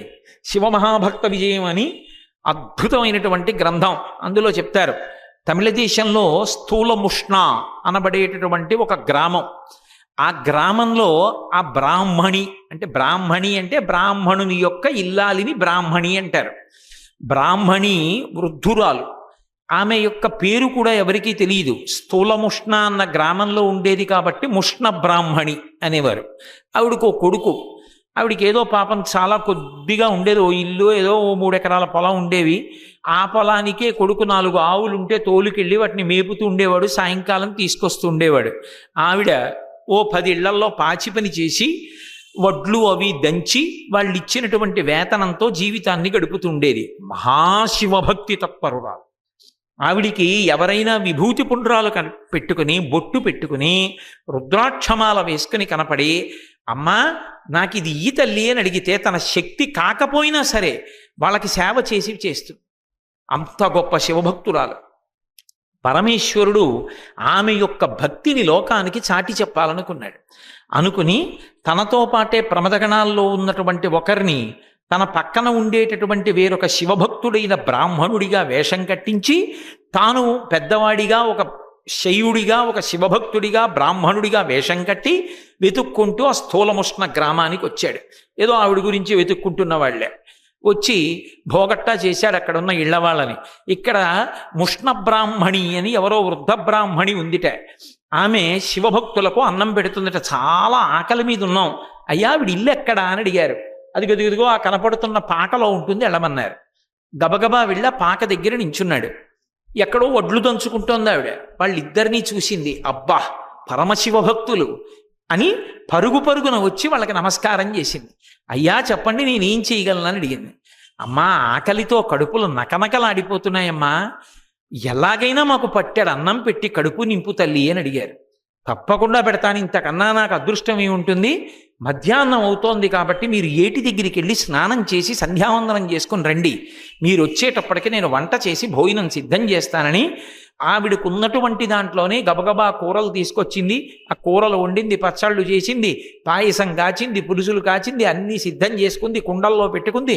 పెద్ద పెద్ద అరిటాకులు తెచ్చింది, వాటి మీద నీళ్లు జల్లింది, శుభ్రంగా కడిగేసింది, పీటలు వేసింది, అరిటాకులు వేసింది. ఇంకా వాళ్ళు ఇస్తే వడ్డిద్దామని కూర్చుంది. ఎవరో ఒక ఐశ్వర్యవంతురాలు వచ్చి వడ్లు దంచమంది. అమ్మా ఇప్పుడు భక్తులు వచ్చారమ్మా, అన్నం పెట్టొస్తానంది. భక్తులా అన్నం పెట్టడమా, నీ బొర్రా వచ్చి వడ్లు దంచండి కాదనడానికి వీల్లేదు. వెళ్ళి ఆ వడ్లు దంచుతోంది. కానీ ఆ ఇద్దరు వస్తారేమో పరిగెత్తుకెళ్ళి అన్నం పెట్టొద్దామని చెప్పి తొంగి తొంగి చూస్తోంది. వచ్చిన శివుడు ఏం చేశాడంటే ఇంటికి వెళ్ళడం మానేసి తిన్నగా పొలంలోకి వెళ్ళాడు. ఆవిడ కొడుకు అక్కడ ఆవుల్ని కాస్తున్నాడు. వెళ్ళి ఒరే నాన్న నీకు నేను తెలుసురా అని అడిగాడు.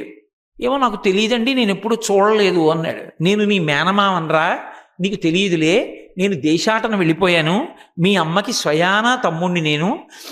మేనమామకి సంతోషం ఏమిటి, మేనల్లుణ్ణి చూస్తే కదూ, అందుకు నిన్ను చూడాలని పొలానికి వచ్చానరా. మీ అమ్మ ఇవాళ ఎటువంటి కూరలు చేసింది అనుకుంటున్నావు, ఎన్ని పులుసులు చేసింది, ఎన్ని పాయసాలు చేసింది, ఎన్ని పచ్చళ్ళు చేసింది. మేము కడుపు నిండా అన్నం తిని వచ్చాం, ఇంకా కుండల్లో పదార్థాలు ఉన్నాయి, ఇవాళ కూడా తెచ్చుకున్న చల్లి అన్నం తింటానంటావేరా, మేము చూస్తుంటాం ఆవుల్ని, నువ్వు వెళ్ళి అన్నం తిందిరా అన్నారు. ఈ పిల్లవాడు ఏం చేశాడంటే గబగబా ఇంట్లోకి పరిగెత్తాడు. ఈ పిల్లవాడు కదా కనపడలేదు ఆవిడికి, లోపలికి వెళ్ళిపోయాడు. వెళ్ళిపోయి అక్కడ ఉన్నటువంటి పులుసులు అవి అన్నీ ఉన్నాయి. మామయ్య చెప్పాడు నన్ను తినమన్నాడు కదా అని అరిటాకు వేసుకుని అన్నీ పెట్టుకుని వాడు గబగబా గబగబా తినేస్తున్నాడు. ఏమిటి తలుపు తీసుంది, ఏదో చప్పుడు అవుతోందని ఈ బ్రాహ్మణి గబగబా ఇంట్లోకి వచ్చింది. అయ్యో శివభక్తుల కోసం అని వంట చేసి పెట్టానురా, అది తినేస్తున్నావా అని కోపం వచ్చి గబాలను ఆ పక్కన రాకలుంటే రాకలు తీసి కొడుకు నెత్తి మీద ఇలా అంది. అనేటప్పటికీ తగలరాని చోట మర్మస్థానం మీద తగిలి నోట్లో ఉన్నటువంటి ముద్ద కంఠానికి అడ్డుపడిపోయి ఊపిరందక పిల్లవాడి శరీరం వదిలేశాడు. ఆవిడెంత భక్తురాలంటే శవం ఎదురుగుండా ఉంటే వాళ్ళ అన్నం తినరేమోనని జాగ్రత్తగా ఓ అట్టపెట్టిలో పెట్టి అటక మీద పెట్టి మళ్ళీ గబగబా నెత్తురవి కడిగేసేసి మళ్ళీ వంట చేసేసి అరిటాకులు వేసి కూర్చుంది. శివుడితో పాటు వచ్చినటువంటి ప్రమదగణాల్లో ఉన్న ఒకడు, ఇద్దరు ఏమీ తెలియని వాళ్ళల్లా ఇంటికి వచ్చారు. అమ్మాయి ఏటికి వెళ్ళి స్నానం చేసి సంధ్యావందనం చేశాం, చాలా ఆకలేసేస్తోందమ్మా, ఏది అన్నం పెట్టు అన్నారు. ఆవిడ గబగబా అరిటాకేసింది, అన్నం వడ్డించింది, కళ్ళంబట్టి నీళ్లు కారుస్తోంది. పెట్టి అయ్యా తినండి అంది. సర్వం పరమేశ్వరార్పణమస్తు, ఈశ్వరుడు మీ రూపంలో వచ్చాడు అనుకుంటున్నాను, తినండి. వాళ్ళన్నారు అమ్మాయి ఏమనుకోకు, నువ్వు విధవరాలివి కదూ, భర్త లేడు, భర్త ఉంటే ఆయన ఔపోసన వెయ్యాలి, ఆయన లేడు, మీ అబ్బాయి ఉంటే పిలమ్మ, అతనితో కలిసి భోజనం చేస్తామన్నారు. ఆవిడ వలవల ఏడ్చంది. ఇప్పుడు కొడుకు సంగతి ఎందుకులే, ముందు మీరు భోజనం చేయండి, నాకు అది తృప్తి అంది. వాళ్ళన్నారు అమ్మాయి ఏమనుకోకు, నీ కొడుకుని పిలు, కలిసి తింటామన్నారు. ఆవిడికి ఎక్కడలేని కోపం వచ్చా రోకలు తీసింది. చచ్చి చెడి వండి పెడితే తినడానికి ఇబ్బంది వచ్చిందా, కొడుకు కావాలా, లేకపోతే తినరా, తింటారా బుర్ర రామకీర్తన పాడించనా అని రోకలి పైకెత్తి ఎత్తేటప్పటికి అమ్మ బాబోయ్ కొట్టకమ్మోయ్ అని గబగబగబగబా శివుడు అన్నం తినేశాడు. ఆ శివుడితో వచ్చిన ప్రమదగణాల్లో ఉన్నటువంటి వాడు అన్నం తినేశాడు. తినేసి ఉత్తరాపోసనం బట్టి అమ్మ భోజనం చేశాం కదా, ఇప్పుడు పిల్లిని కొడుకునన్నారు. ఆవిడంది ఇంకెక్కడి కొడుకయ్యా, గభాల కోపంలో రాకటి పెట్టి ఇలా అన్నాను, వాడికి మర్మస్థానం మీద తగిలి మరణించాడయ్యా అని బావురుమని ఏడ్చింది. ఎందుకమ్మా ఏడుస్తావు, బెంగ పెట్టుకోక పిలవమన్నానుగా, పిలొక్కసారి నీ కొడుకుని అన్నారు. ఆవిడ పెద్ద కేకేసి పిలిచింది కొడుకుని. అమ్మా వస్తున్నానమ్మా అని వాడు అట్టపెట్టి మించి అటక మించి కిందకి దిగాడు. శివానుగ్రహం, ఆయన తలుచుకుంటే ఏమి ఇవ్వలేడు. కిందకి దిగాడు ఆ పిల్లాడు. దిగేటప్పటికి ఆవిడ తెల్లబోయి చూసింది. నందివాహనారూఢుడై పార్వతీ సహితుడై పరమేశ్వరుడు ప్రత్యక్షమయ్యాడు. ప్రత్యక్షమైతే ఆవిడలోంచి ఆవిడ కొడుకులోంచి కూడా జ్యోతులు రెండు వెళ్ళి ఆ పరమశివుని యందు ఐక్యమైపోయాయి. ఆ ఘట్టాన్ని శంకరాచార్యుల వారు తీసుకొచ్చారు శ్లోకంలోకి. ధనుష ముసలేన, రోగలి పట్టుకుంటే ఓ రోజు ప్రత్యక్షమయ్యా ఓ బ్రాహ్మణికి. నన్ను పట్టుకోమంటావా, కనబడతావా చెప్పు? రోకలు పట్టుకుంటే కనబడ్డావా? నమస్కారాలు పెట్టి అభిషేకాలు చేసి ప్రదక్షిణాలు చేసి పూజలు చేసి ధ్యానం చేసి సమాధిలో కెడితే కనబడవా? అందుకని రోకలు పట్టుకోనా? కాబట్టి ధనుష ముసలేన ఆశ్మభిర్వా, రాళ్ళు విసిరితే ఒకప్పుడు ఒకడికి నువ్వు కనపడ్డావు. మామూలు పూజ కాదు, రాళ్ల పూజ. రోజు రాళ్ళు పెట్టి కొడుతుండేవాడు ఒక ఆయన. 63 మంది నాయనార్లని పరమశివ భక్తి తత్పరులైన వాళ్ళు ఉంటారు. ఇప్పటికీ మీరు శ్రీకాళహస్తి లాంటి క్షేత్రాలకి, ద్రవిడ దేశంలో ఏ పెద్ద శివాలయానికి వెళ్ళండి, 63 మంది నాయనార్ల యొక్క విగ్రహాలు ఉంటాయి.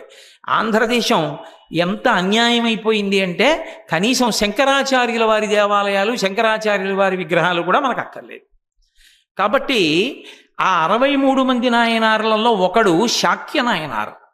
ఆ శాక్య నాయనార్ ఉన్నటువంటి కాలంలో ఇతరమైనటువంటి విశ్వాసం ఒకటి చాలా విజృంభించి ఉండేది. ఎవరైనా శివుణ్ణి పూజ చేస్తున్నారు అంటే వాళ్ళు ఒప్పుకునేవాళ్ళు కారు. అందుకని ఆయనకేమో మనసులో శివుడంటే భక్తి, పైకి శివుడికి వ్యతిరేకంగా ఉన్న వాళ్లతో కలిసి ఉన్నట్టుగా ఉంటూ శివ పూజ చేయకుండా ఉండలేడు ఆయన. అందుకని ఏటికి వెళ్ళి స్నానం చేసేవాడు. స్నానం చేసి వస్తూ వస్తూ శివాలయం వంక చూసేవాడు. లోపలికెళ్ళి శివుడికి 2 పువ్వులు వేసి పూజ చెయ్యాలని కోరిక. పూజ చేద్దామంటే వెళ్ళనివ్వరు. వెళ్ళి పూజ చేశాడని తెలిసిందనుకోండి ప్రాణాలకే ప్రమాదం. అందుకని లోపలికి వెళ్ళడం మానేసి కోపం ఉన్న వాళ్ళే రాళ్ళు తీసేవాడు.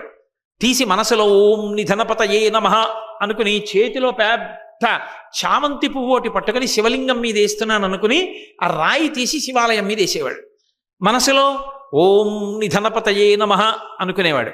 ఓం నిధనపతాంతికాయ నమః ఇంకో రాయి తీసేవాడు.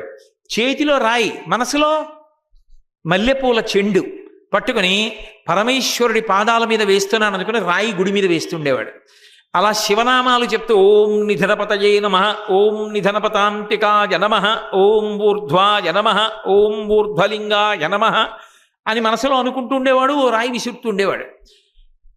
అలా తృప్తి పడేవాడు. అమ్మయ్యా పోన్లే, నేను మనసుతో చేతిలో రాయి పట్టుకున్నాను కానీ మనసులో పువ్వులు పట్టుకున్నాను అనుకునేవాడు. ఈయన విసిరిన రాళ్ళు కైలాస పర్వతంలో పరమశివుడి పాదాల మీద ఈయన అనుకున్న పువ్వులై పడుతుండేవి. ఒకానొకప్పుడు ఏమైందంటే బ్రహ్మాండమైన వర్షాలు పడ్డాయి. పడి పెద్ద వరదలు వచ్చేసి అసలు మిట్ట పల్లం తెలియకుండా నీరు కప్పేసింది. అలా కప్పేస్తే ఈ శాక్య నాయనారు ఏం చేశాడంటే ఆ ఏటికి వెళ్ళి స్నానం చేయాలి. ఏరు ఎక్కడుందో తెలిస్తే కదూ. అంత భయంకరమైనటువంటి మేఘాలు, మెరుపుల కాంతిలోనే ఊహ చేస్తూ ఏటి దగ్గరికి వెళ్ళి స్నానం చేసి ఆ గుడి దాకా వచ్చాడు. మెరుపులు మెరుస్తుండగా గుడిని చూశాడు. ఆ మళ్ళీ అలా పూజ చేయకపోతే అతను అన్నం తినడం రోజు అతనికి అది నియమం. అందుకని రాళ్ళు తీద్దామని చెప్పి ఒంగుని వెతికాడు. కానీ అప్పటికే విపరీతంగా నీరు నిండిపోయిన కారణం చేత అతనికి గుండెల దాకా వచ్చేసింది వరద. ఒంగుని రాయి తీయడానికి కుదరట్లేదు, కొట్టుకుపోయేటట్టున్నాడు. ఏం చెయ్యాలో అర్థం కాలేదు. భగవంతుడికి పూజ చేయకుండా ఎలా? శివాలయం దగ్గర పూజ చెయ్యాలి. అతనికి ఆలయంలో పూజ మీద అంత నమ్మకం. ఆలయంలో పూజ మానసికంగా చేయకపోతే వెళ్ళలేడు. అందుకని గుడి దగ్గరికి వెళ్ళి రాళ్ళు దొరకలేదని తలని కొట్టడం, గుడికేసి ఓం నిధనపతయే నమః అని మనసులో అనుకోవడం, పైకి జాజిపూలు వేస్తున్నాను అనుకోవడం, తల కొట్టడం. అలా కొడుతున్నాడు భక్తి పారవస్యంలో. భగవంతుడి పాదాల మీద పూలు పడుతున్నాయి. అతను చూసుకోవట్లేదు, తలంతా చిట్లిపోయి నెత్తురు కారిపోతోంది. వెంటనే లోపల శివలింగం ఆకారంలో ఉన్న పరమేశ్వరుడు తట్టుకోలేకపోయాడు. తట్టుకోలేక పరుగున వచ్చి గభాలన శాక్యనాయనార్ని కౌగిలించుకుని పైకెత్తి తల తుడిచి గాయం అదృశ్యమైపోయేట్టు చూసి ఇంత పిచ్చి భక్తయా అని కౌగిలించుకున్నాడు. ఆనాడు రాళ్ల పూజ చేసినటువంటి శాక్యనాయనార్ని అనుగ్రహించి ప్రత్యక్షం అయ్యావు. నేను నమస్కారాలు చేస్తే నాకు ప్రత్యక్షం అవ్వట్లేదు. ఈ మూడు అక్కడి నుంచి తీసుకొచ్చారు శంకరాచార్యుల వారు. ధనుష అర్జునుడు, ముసలేన ముష్ణబ్రాహ్మణి, ఆశ్మభిర్వా శాక్యనాయనార్, ఈ ముగ్గురు మూడు చేస్తే ప్రత్యక్షం అయ్యావు. నేను నతిభిర్నుతిభిస్త్వమీశ పూజా విధిభిధ్యాన సమాధిభిర్న తుష్ట. నమస్కారం చేసినా, స్తోత్రం చేసినా, పూజ చేసినా, లేదు ధ్యానం చేసినా నువ్వు నాకు కనపట్టలేదు. కాబట్టి ఈశ్వరా ఏం చేయమంటావు? వదతే ప్రీతికరం, ఆ మూడిటికి ప్రత్యక్షం అయ్యావుగా, చెప్పు. ఒకవేళ నీకు ఇష్టమా? తథా కరోమి, అవే ఇష్టం అంటే చెప్పు. ఓ ధనస్సు అట్టుకొస్తాను కొడతాను, ఓ రాకలు అట్టుకొస్తాను కొడతాను, 4 రాళ్ళు అట్టుకొస్తాను కొడతాను, కనపడు. అది శంకరాచార్యుల వారు పరమశివుణ్ణి వేసిన ప్రశ్న. శంకరులంతటి మహాపురుషులు, జగద్గురువులు ఆ శ్లోకంలో ఆ ప్రశ్న వేశారు అంటే దాని అర్థాన్ని జాగ్రత్తగా అన్వయం చేసుకోవాలి.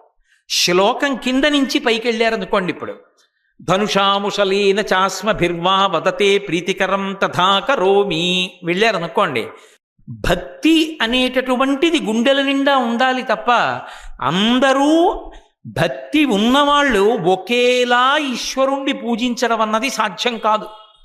వాడికి శాస్త్రం తెలియకపోవచ్చు, కానీ గుండెల నిండా భగవానుడంటే విశేషమైనటువంటి భక్తి ఉంది. భగవంతుడు ఏం చూస్తాడంటే ఆ భక్తిని చూస్తాడు. అంతేకాని ఆయన ధనస్సు పెట్టి కొట్టాడని మనం ధనస్సుకు పెట్టి కొడితే అపచారం అవుతుంది. ఆవిడ రోకలు పెట్టి కొట్టిందని మనం రోకలు పెట్టి కొడితే మహాపచారం అవుతుంది, ఉన్న కళ్ళు ఎగిరిపోతాయి. ఆయన రాళ్ళు పెట్టి కొట్టాడని మనం రాళ్ళు పెట్టి కొడితే మహాపాపం సంక్రమిస్తుంది. ఆయన ఒక ప్రత్యేక పరిస్థితుల్లో ఒక ప్రత్యేకమైనటువంటి భక్తితో అంతకన్నా ఏమీ చేత కానివాడు అలా భక్తిని ఆవిష్కరించాడు. పరమేశ్వరుడికి కావలసినది భక్తి. నువ్వు ఏ స్థాయిలో ఉన్నావో ఆ స్థాయిలో భక్తితో నువ్వు పూజ చెయ్యాలి. అంతేకాని ఎవరో ఏదో చేశారని నువ్వు అనుకరిస్తానంటే కుదరదు. చంటి పిల్లవాడికి అమ్మ పాలు పడుతుంది, పాలు పట్టి కడుపు నింపుతుంది. వాడికి పాలు పడుతున్నావు కదా, నేను సీసాతో పాలు తాగి పడుకుంటానంటే కడుపు నిండుతుందా? 3 రోజుల్లో స్పృహ తప్పి పడిపోతాడు. ఎవడి స్థాయిని బట్టి వాడు తింటాడు. అలాగే భక్తి అనేటటువంటిది లోపల ఉన్నప్పుడు ఎవడి స్థాయిలో వాడు ప్రవర్తిస్తే భగవంతుడొక్కడే భక్తిని చూడగలడు. ఆయనొక్కడేం చూస్తాడు? పైపటాటోపం చూడడు. ఆయనేం చూస్తాడంటే వీడికి నిజంగా గుండెల్లో ఎంత భక్తి ఉంది చూస్తాడు. చూసి ఆ భక్తిని ఆధారం చేసుకుని అనుగ్రహిస్తాడు. అందుకే భక్తి ప్రధానం. ఇప్పుడు మనం ఉన్నాం అనుకోండి, మనం రాళ్లతో కొట్టడం, రోకలతో కొట్టడం, ధనస్సుతో కొట్టడం చేయవలసిన పని లేదు. మనం శివాలయానికి ప్రదక్షిణం చేయొచ్చు, నమస్కారం చేయొచ్చు, అభిషేకం చేయొచ్చు, పూజ చేయొచ్చు. అలా పూజ చెయ్యగా భక్తితో నువ్వు ఏ స్థాయిలో ఉన్నావో ఆ స్థాయిలో ఉండగా పరమేశ్వరుడు అనుగ్రహించి తీరుతాడు. ఆయన ఏం చూస్తాడు అంటే గుండెలలో ఉన్న భక్తి చూస్తాడు. అందుకే శివానందలహరి మొత్తం మీద మకుటాయమానం అని చెప్తారు పెద్దలు. పట్టాభిషేకం చేస్తారు ఆ శ్లోకానికి. శంకరాచార్యుల వారి శివానందలహరి అనేటప్పటికీ మొట్టమొదట చెప్పే శ్లోకం అదే. ఆ శ్లోకం అద్వితీయం. అటువంటి శ్లోకం ఆ తర్వాత మళ్ళీ ఇప్పటి వరకు ఎవరు రాశారని నేను అనుకోవట్లేదు. అంత గొప్ప శ్లోకం శంకర భగవత్పాదులు ఇచ్చారు శివానందలహరిలో. మార్గావర్తిత పాదుకా పశుపతే రంగస్య కూర్చాయతే గండూషాంబు నిషేచనం పురరిపోర్దివ్యాభిషేకాయతే కించిద్భక్షితమంశేష కబలం నవ్యోపహరాయతే భక్తి కిం నకరోత్యహో వనచరో భక్త్యావతంసాయకే అన్నారు. తిన్నడు ఏమీ తెలియనటువంటి వాడు, పరమ అమాయకుడు. ఆయనకి వేటాడడం తప్ప ఇంకేమీ తెలియదు. ఆయన ఒక రోజున తన స్నేహితులతో కలిసి ఒక అడవి పందిని బాణం పెట్టి కొట్టాడు. అడవి పంది చచ్చిపోయింది. చచ్చిపోయిన తర్వాత పందిని కాల్చడం అంటే అంత తేలికేం కాదు. వెళ్ళి ఏవో కనపడ్డ ఎండుటాకులు పట్టుకొచ్చారు, అగ్నిహోత్రం రగల్చారు. దాని కాళ్ళు, ముందు 2 కాళ్ళు వెనక 2 కాళ్ళు కట్టేసి ఓ కర్ర ఒకటి దాని 4 కాళ్ళ మధ్యలోంచి దోపి ఆ అగ్నిహోత్రం మీద ఎత్తుగా కట్టేసి కింద అగ్నిహోత్రం పెట్టి కాల్చారు. కాల్చిన తర్వాత దాన్ని కిందకి దింపారు. ఎర్రగా కాలింది. ఇప్పుడు కత్తి పెట్టి కోసి ఎక్కడెక్కడ బాగా పక్వమైందో, బాగా ఉడికిందో, రుచిగా ఉందో చూద్దామన్నారు. తిన్నడన్నాడు. ఎప్పుడు అననివాడు, ఒళ్ళంతా చెమట పట్టేసింది ఈ పందిని తరిమి వేటాడడంలో. అదిగో ఏరు కనపడుతోంది, వెళ్ళి ఒక్కసారి స్నానం చేసి వస్తాను. ఏట్లో స్నానం చేసి వచ్చి ఈ పందిని తిందామన్నాడు. సరే వెళ్ళమన్నారు స్నేహితులు. వెళ్ళాడు, ఏట్లో స్నానం చేసి వద్దామని వెళ్ళాడు. అక్కడ గుడి కనపడింది, శివాలయం. అరే ఇక్కడ శివుడు ఉన్నాడురా అని గుళ్ళోకి వెళ్ళాడు. శివలింగం ఒక్కటి ఉంది, పువ్వులు పెట్టున్నాయి. చూశాడు. మనమైతే శివుడు శివలింగం అది అని వెళ్ళిపోతాం.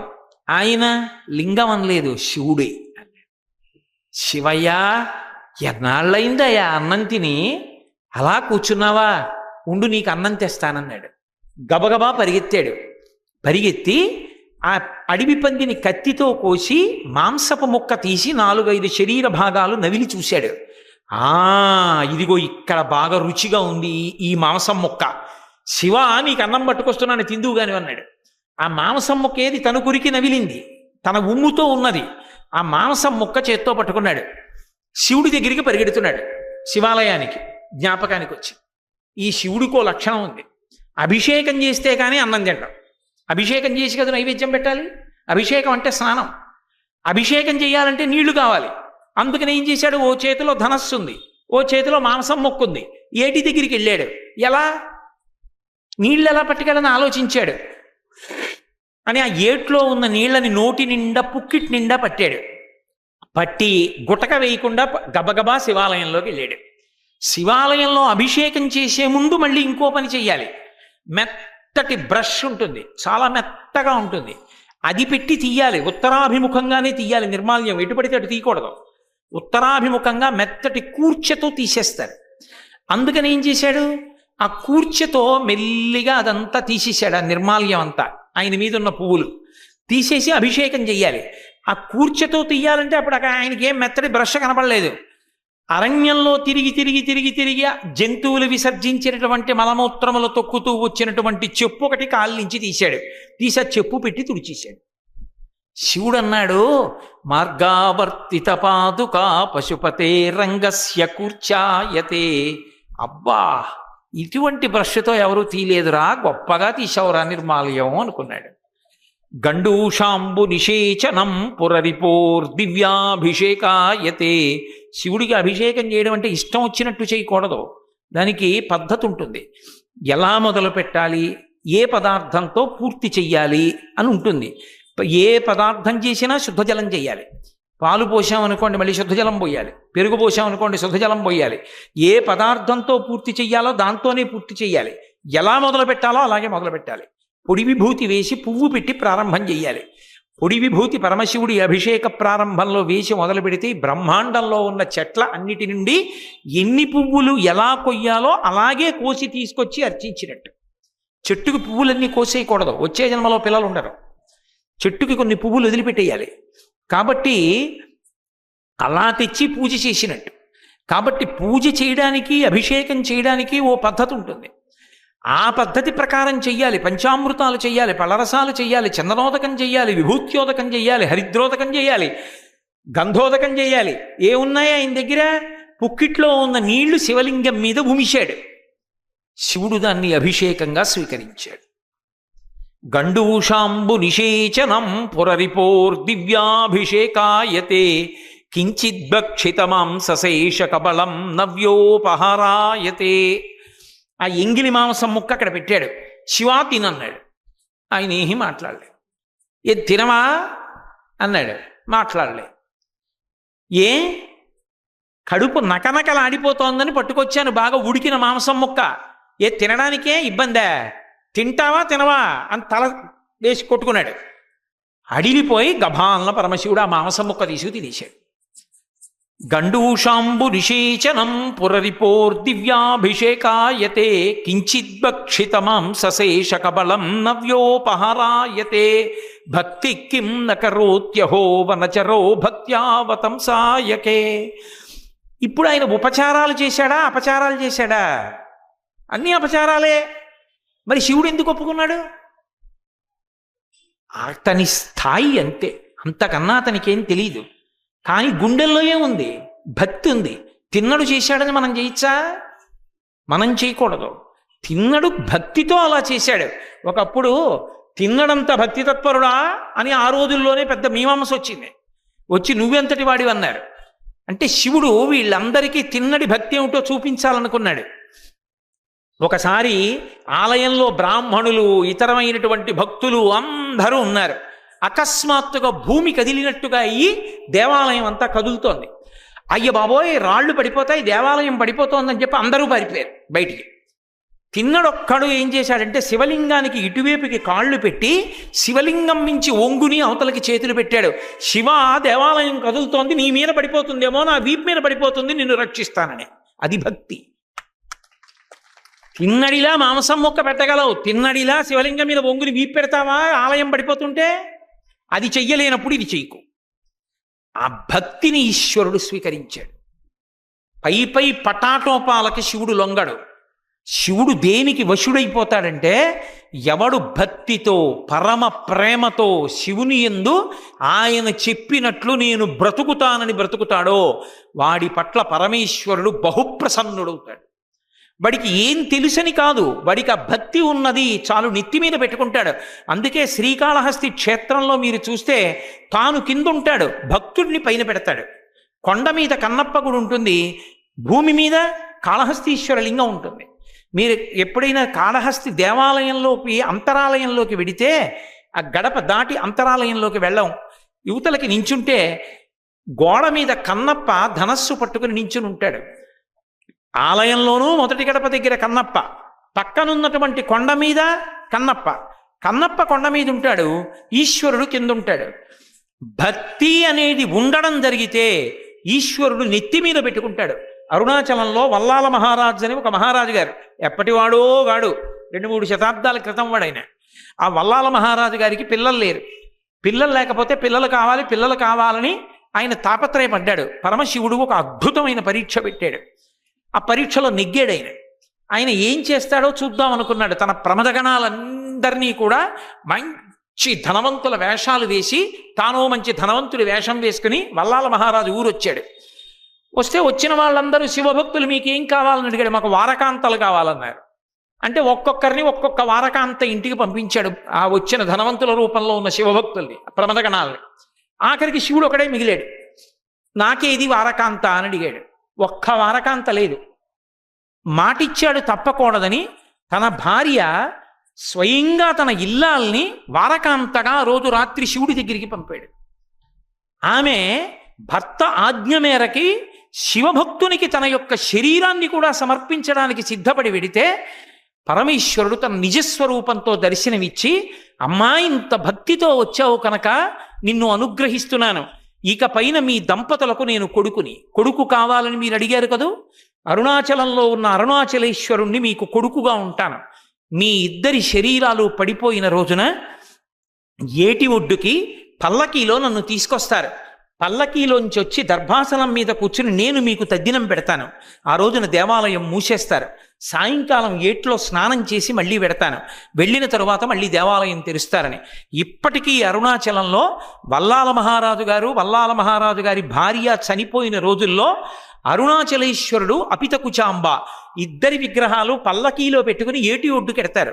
ఏటి ఒడ్డును తద్దినం పెడతాడు వాళ్ళిద్దరికి. తద్దినం పెట్టిన తర్వాత విగ్రహాలు లోపల కెడతాయి. 2 రోజులు దేవాలయం పకటిపూట మూసేస్తారు ఆయన తద్దినం పెట్టడానికి ఎడితే.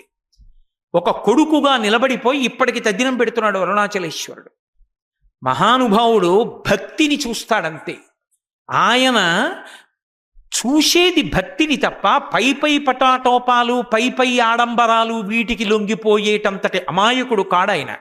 భోళాశంకరుడంటే ఏదో ఇట్టేన దొరికిపోతాడనుకుంటారు, కాదు. దాని అర్థం ఏమిటంటే భక్తి అనేటటువంటిది ఉన్నది నిజమైతే ఆయన పరవశుడైపోయి ఇప్పటికీ కూడా ఆయన వశుడైపోతాడు తప్ప భక్తి లేనటువంటి వాళ్ళకి వశుడయ్యేటటువంటి వాడు కాడు. భక్తి అనేటటువంటిది ఉండి పాండిత్యం లేకపోవచ్చు, వాడికి శాస్త్రం తెలియకపోవచ్చు, ఎలా ప్రవర్తించాలో తెలియకపోవచ్చు, అయినా భక్తి ఉన్నవాణ్ణి నెత్తి మీద పెట్టుకుంటాడు శంకరుడు. ఇది ఈశ్వర మీ విషయంలో 3 సార్లు నిర్ధారణమైంది. బాహ్యంలో చూడడానికి అర్జునుడు ధనస్సు పెట్టి కొట్టాడు. ఒక ఆవిడ రోకలి పెట్టి కొట్టబోయింది, ఒక ఆయన రాళ్ళు పెట్టి కొట్టాడు. పైకి చూడ్డానికి కొట్టినట్టు కనబడుతుంది, కానీ వాళ్ళు కొట్టింది కొట్టడం కాదు, వాళ్ళ గుండెలలో ఉన్న భక్తి. ఆ భక్తికి వాళ్ళ స్థాయి అంతే, అలా ప్రవర్తించారు ఆయా సందర్భాల్లో. అంతేకాని నేను కూడా అలా చేస్తానంటే అపచారం అవుతుంది, అలా చేయకూడదు. నీకు ఆ పరిస్థితి ఎందుకు లేదుగా, లేనప్పుడు ఎందుకు చేయకూడదు అటువంటి పని. నువ్వు భక్తితో ఉండడం అంటే చక్కగా ప్రదక్షిణం చెయ్యి, ఒక్క పువ్వు పట్టుకెళ్ళి పరమభక్తితో ఈశ్వరుడికి సమర్పణం చెయ్యి, పరమభక్తితో 2 చేతులు జోడించి ఆయనకి నమస్కరించు, శివనామాన్ని పలకడం నేర్చుకో, చాలు. ఆయన పరమానంద భరితుడై నిరంతరము ఈప్సితములను ఈడేరుస్తూ ఉంటాడు. అటువంటి శివభక్తి యొక్క వైభవంలో భక్తులైనటువంటి వారి గుండెల్లోకి చూస్తాడు తప్ప, అందరూ ఒక స్థాయిలో ఉన్నారా, అందరూ మడిబట్ట కట్టుకున్నారా, పట్టుబట్టలు కట్టుకున్నారా, అభిషేకాలు చేస్తున్నారా, ఇవి చూసేటటువంటి వాడు శంకరుడు కాడు. అందుకే ఇప్పటికీ ఉత్తర దేశంలో కొన్ని చోట్ల నంది పక్కకి వెళ్ళిపోయి ఉంటుంది. ఒక్కొక్క భక్తుడు వస్తే నంది అడ్డొచ్చాడు ఈశ్వర అంటే నందిని పక్కకి వెళ్ళిపోమన్నాడు శివుడు. నంది పక్కకి వెళ్ళిపోయి ఉంటుంది కొన్ని శివాలయాల్లో.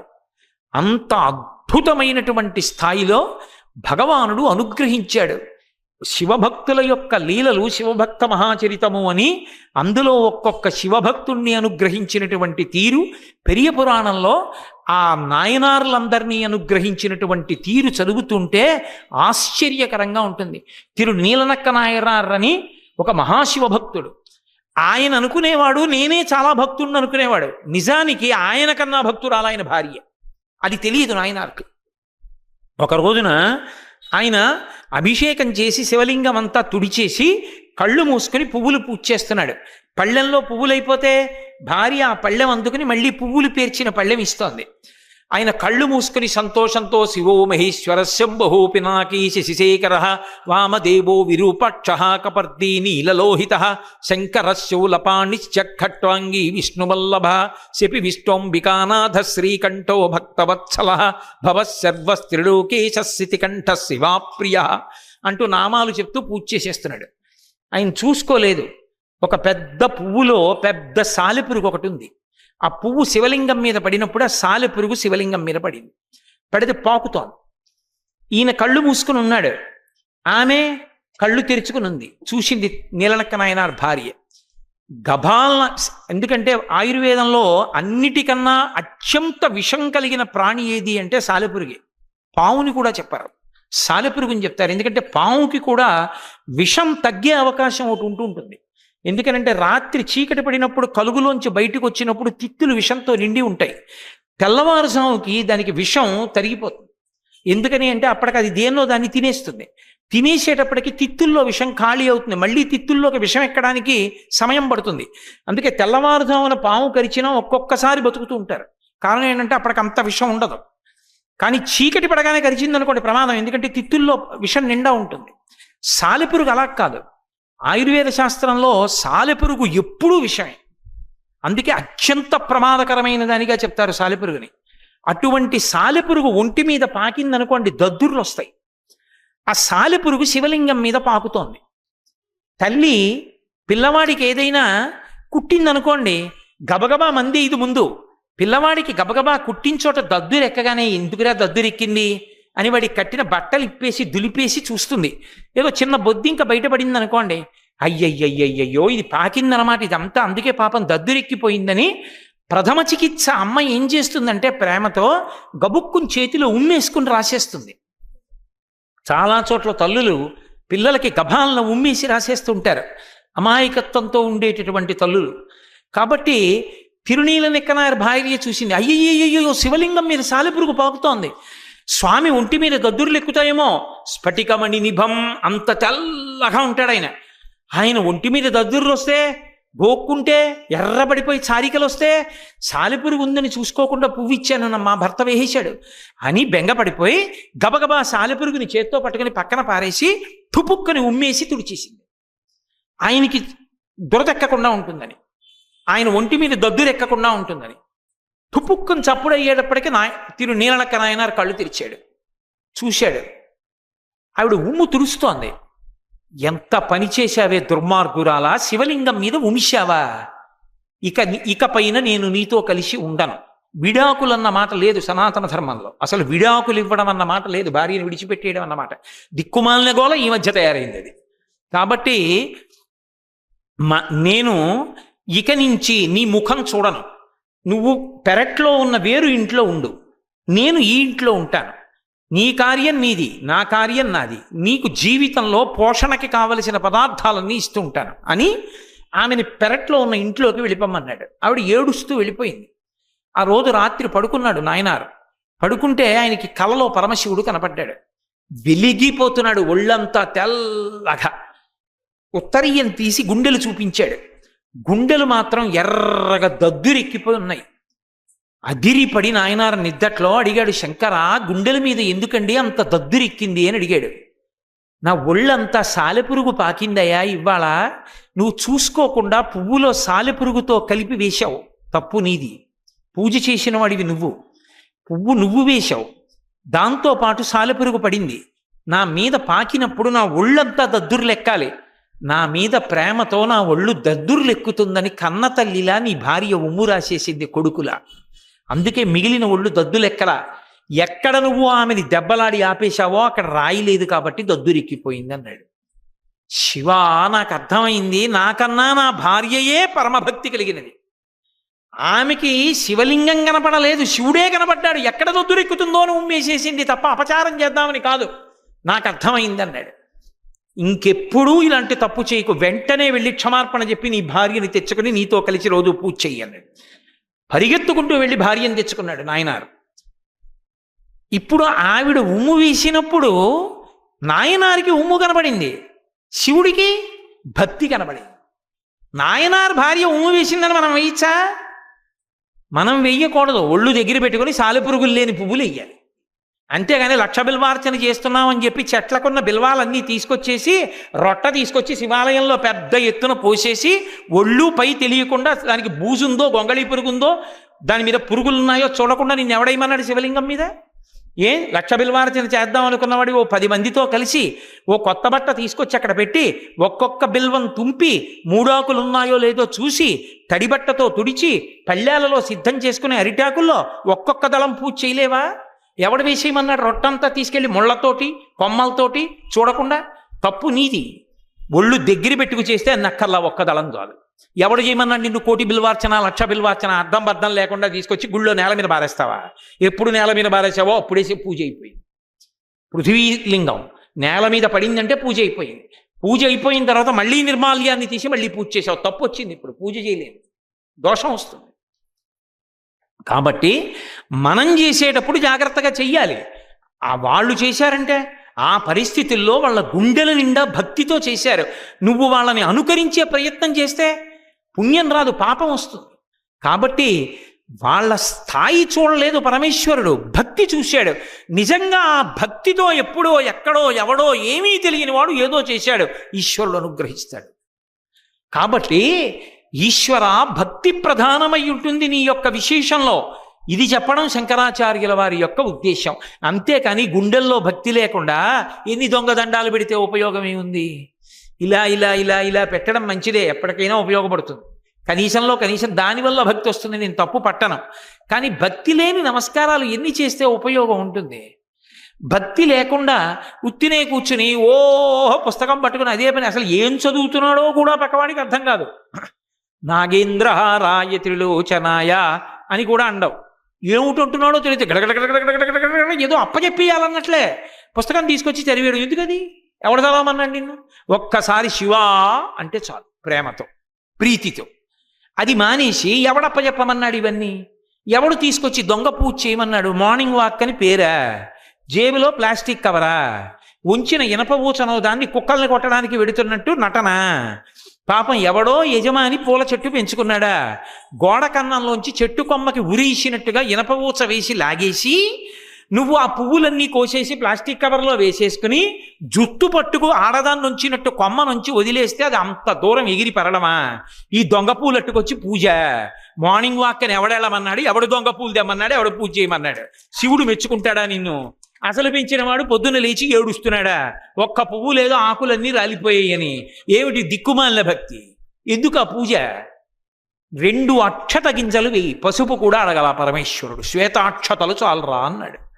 4 బియ్యపు గింజల్లో నీళ్లు పోసి తడిపి ఆరబెట్టి అలా ఉత్తరీయానికి తుడిచి ఒక్కొక్క గింజ వెయ్యి, పరమ ప్రీతితో స్వీకరిస్తాడు. ఎవడు తెమ్మన్నాడు దొంగ పూలన్నీ? ఎవడు చేయమన్నాడు ఇవన్నీ నిన్ను? భక్తి లేని పూజ పత్రి చేయడు. నిజంగా నీకు గుండెల్లో భక్తి ఉంది, గడ్డి పువ్వు చాలు. అందుకే పరమేశ్వరుడికి అన్నిటికన్నా ప్రీతిపాత్రం ఏది అంటే తుమ్మి పువ్వు. తుమ్మి పువ్వు గడ్డి మొక్కలకు పూస్తుంది. ఇప్పుడు అవి కరువైపోయాయి అనుకోండి, దేవాలయాలంతా సిమెంట్ చప్టాలేగా, మట్టి ఎక్కడుంది, పూల మొక్కలు ఎక్కడున్నాయి? ఒకవేళ నిజంగా శివాలయంలో పూలు పూసాయి అనుకోండి, అవి అర్చకుడు కోసి పూజ చెయ్యాలి. భక్తి మనమే కోసేస్తాం ముందు. ఆ కొమ్మలు ఊపేయడం, కింద పడిపోయిన పూలు పట్టుకెళ్ళి ఇచ్చేస్తూ ఉండడం. అలా మళ్ళీ నిర్మాల్యం పూజ చేసేటటువంటి క్షేత్రం కాలకాలుడన్న పేరుతో పరమేశ్వరుడు ఉజ్జయిని క్షేత్రంలో వెలిశాడు.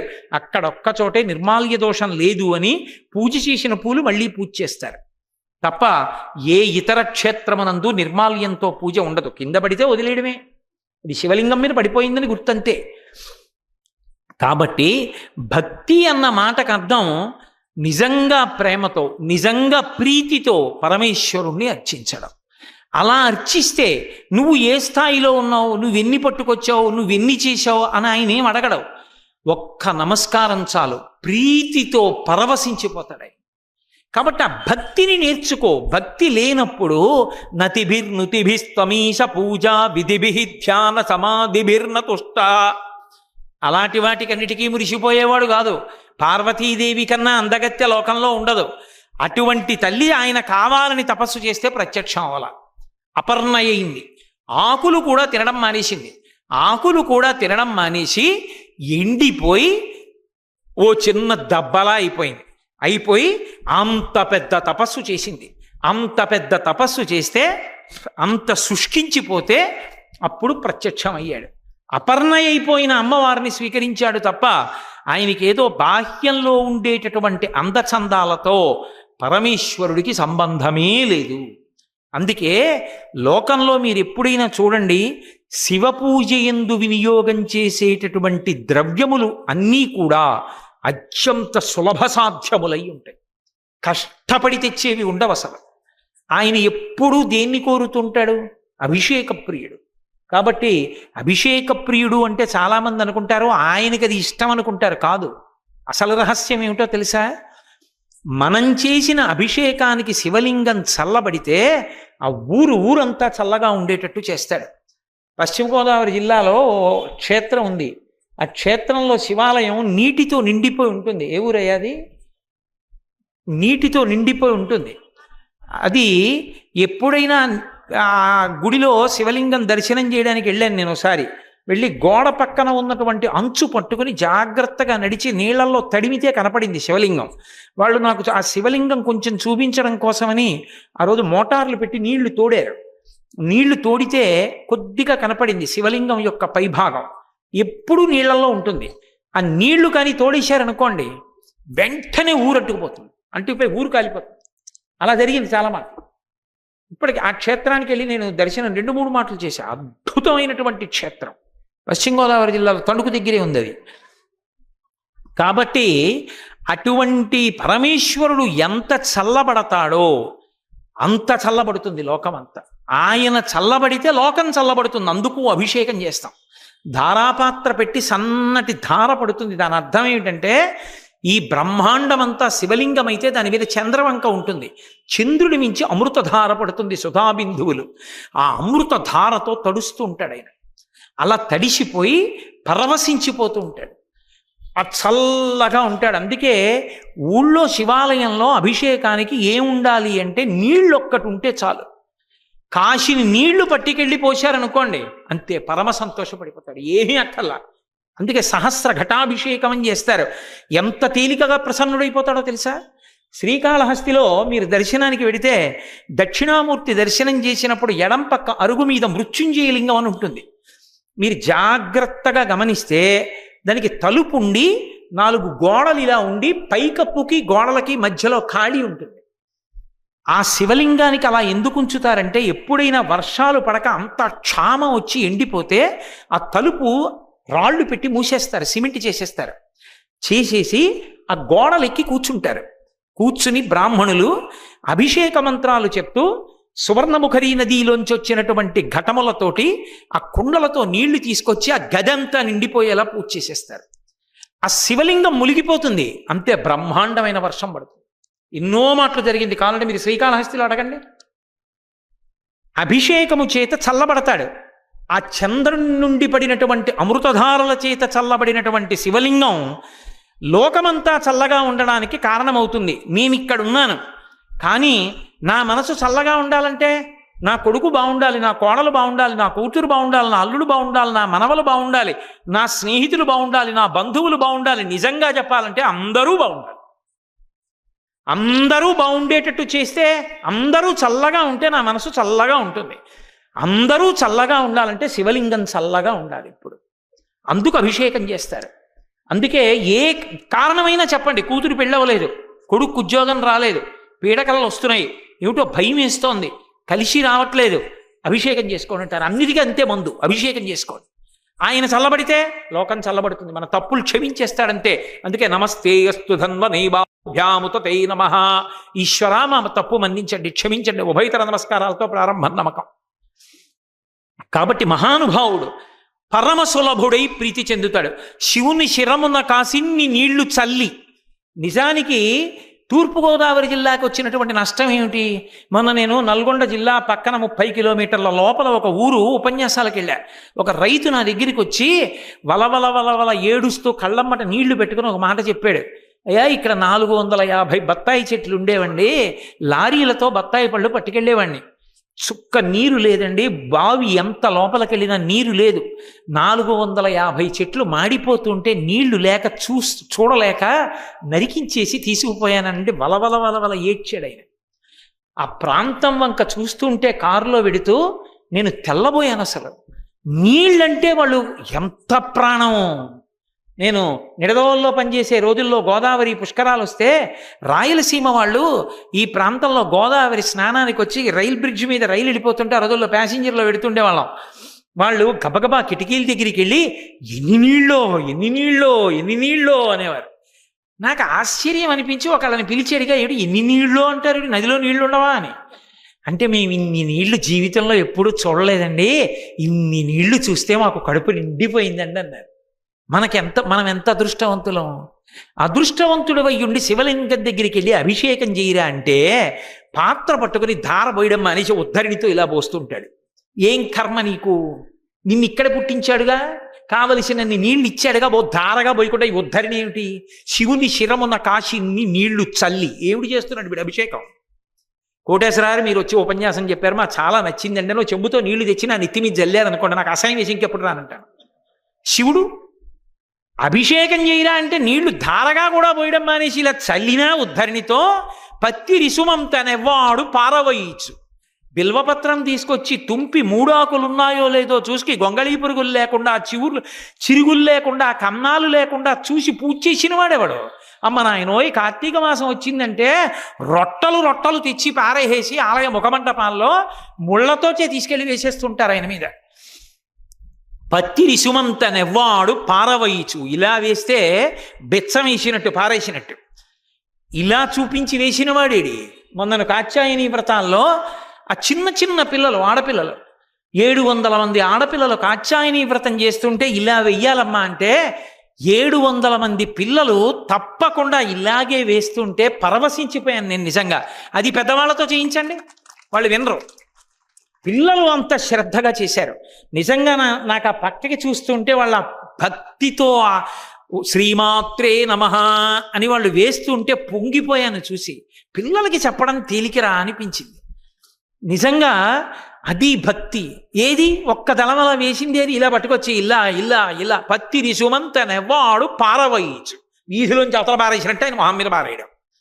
అయినా ఆయన ఏం చేస్తాడంటే, కామధేనువు వానింటి గాడి పశువు, అల్ల సురశాఖవానింటి మల్లె చెట్టు. ఊరే పోన్లేరా, నువ్వెందుకురా కోటేశ్వరరావు గుండెలు బాదుకుంటావు, నేను ఒప్పుకున్నాను కదా, పాపం ఏదో కాసి నీళ్లు చల్లాడుగా, పారేశాడుగా నా మీద అని కామధేనువుని తీసుకొచ్చి వాడింట్లో ఆవు కింద కట్టేసి కల్పవృక్షాన్ని తీసుకొచ్చి వాడింట్లో మల్లె చెట్టు కింద పాతి పెడుతున్నాడు. అంతటి దయాళు. లేకపోతే తిన్నడిచ్చిన మాంసం ముక్క ఆయనకి ఏమైనా కరువా? నేననలేదు ఈ మాట. శివానందలహరిలో ఈ శ్లోకం చదివి ధూర్జటి కాళహస్తీశ్వర శతకంలో దెప్పి పొడిచాడు. పరమశివుడి గురించి వర్ణిస్తూ ధ్యాన శ్లోకం ఉంది. ఆయన్ని ఎలా ధ్యానం చెయ్యాలి అంటే ధవళవపుషమిందోర్మండలే సన్నివిష్టం భుజగవలయహారం భస్మదిగ్ధాంగమీశం మృగయ పరశుపాణిం చారు చంద్రార్థమౌళిం హృదయ కమల మధ్యే సంతతం చింతయామి. ఆయన ఒక చేతిలో గండ్రగొడ్డలు పట్టుకుంటాడు, ఓ చేతిలో జింక పట్టుకుంటాడు. ఈ రెండు ఆయన చేతుల్లో ఉంటాయి. ఒక చేతిలో బ్రహ్మకపాలం పట్టుకుంటాడు. ఆయనకేం చేతకాక పట్టుకోడు బ్రహ్మకపాలం.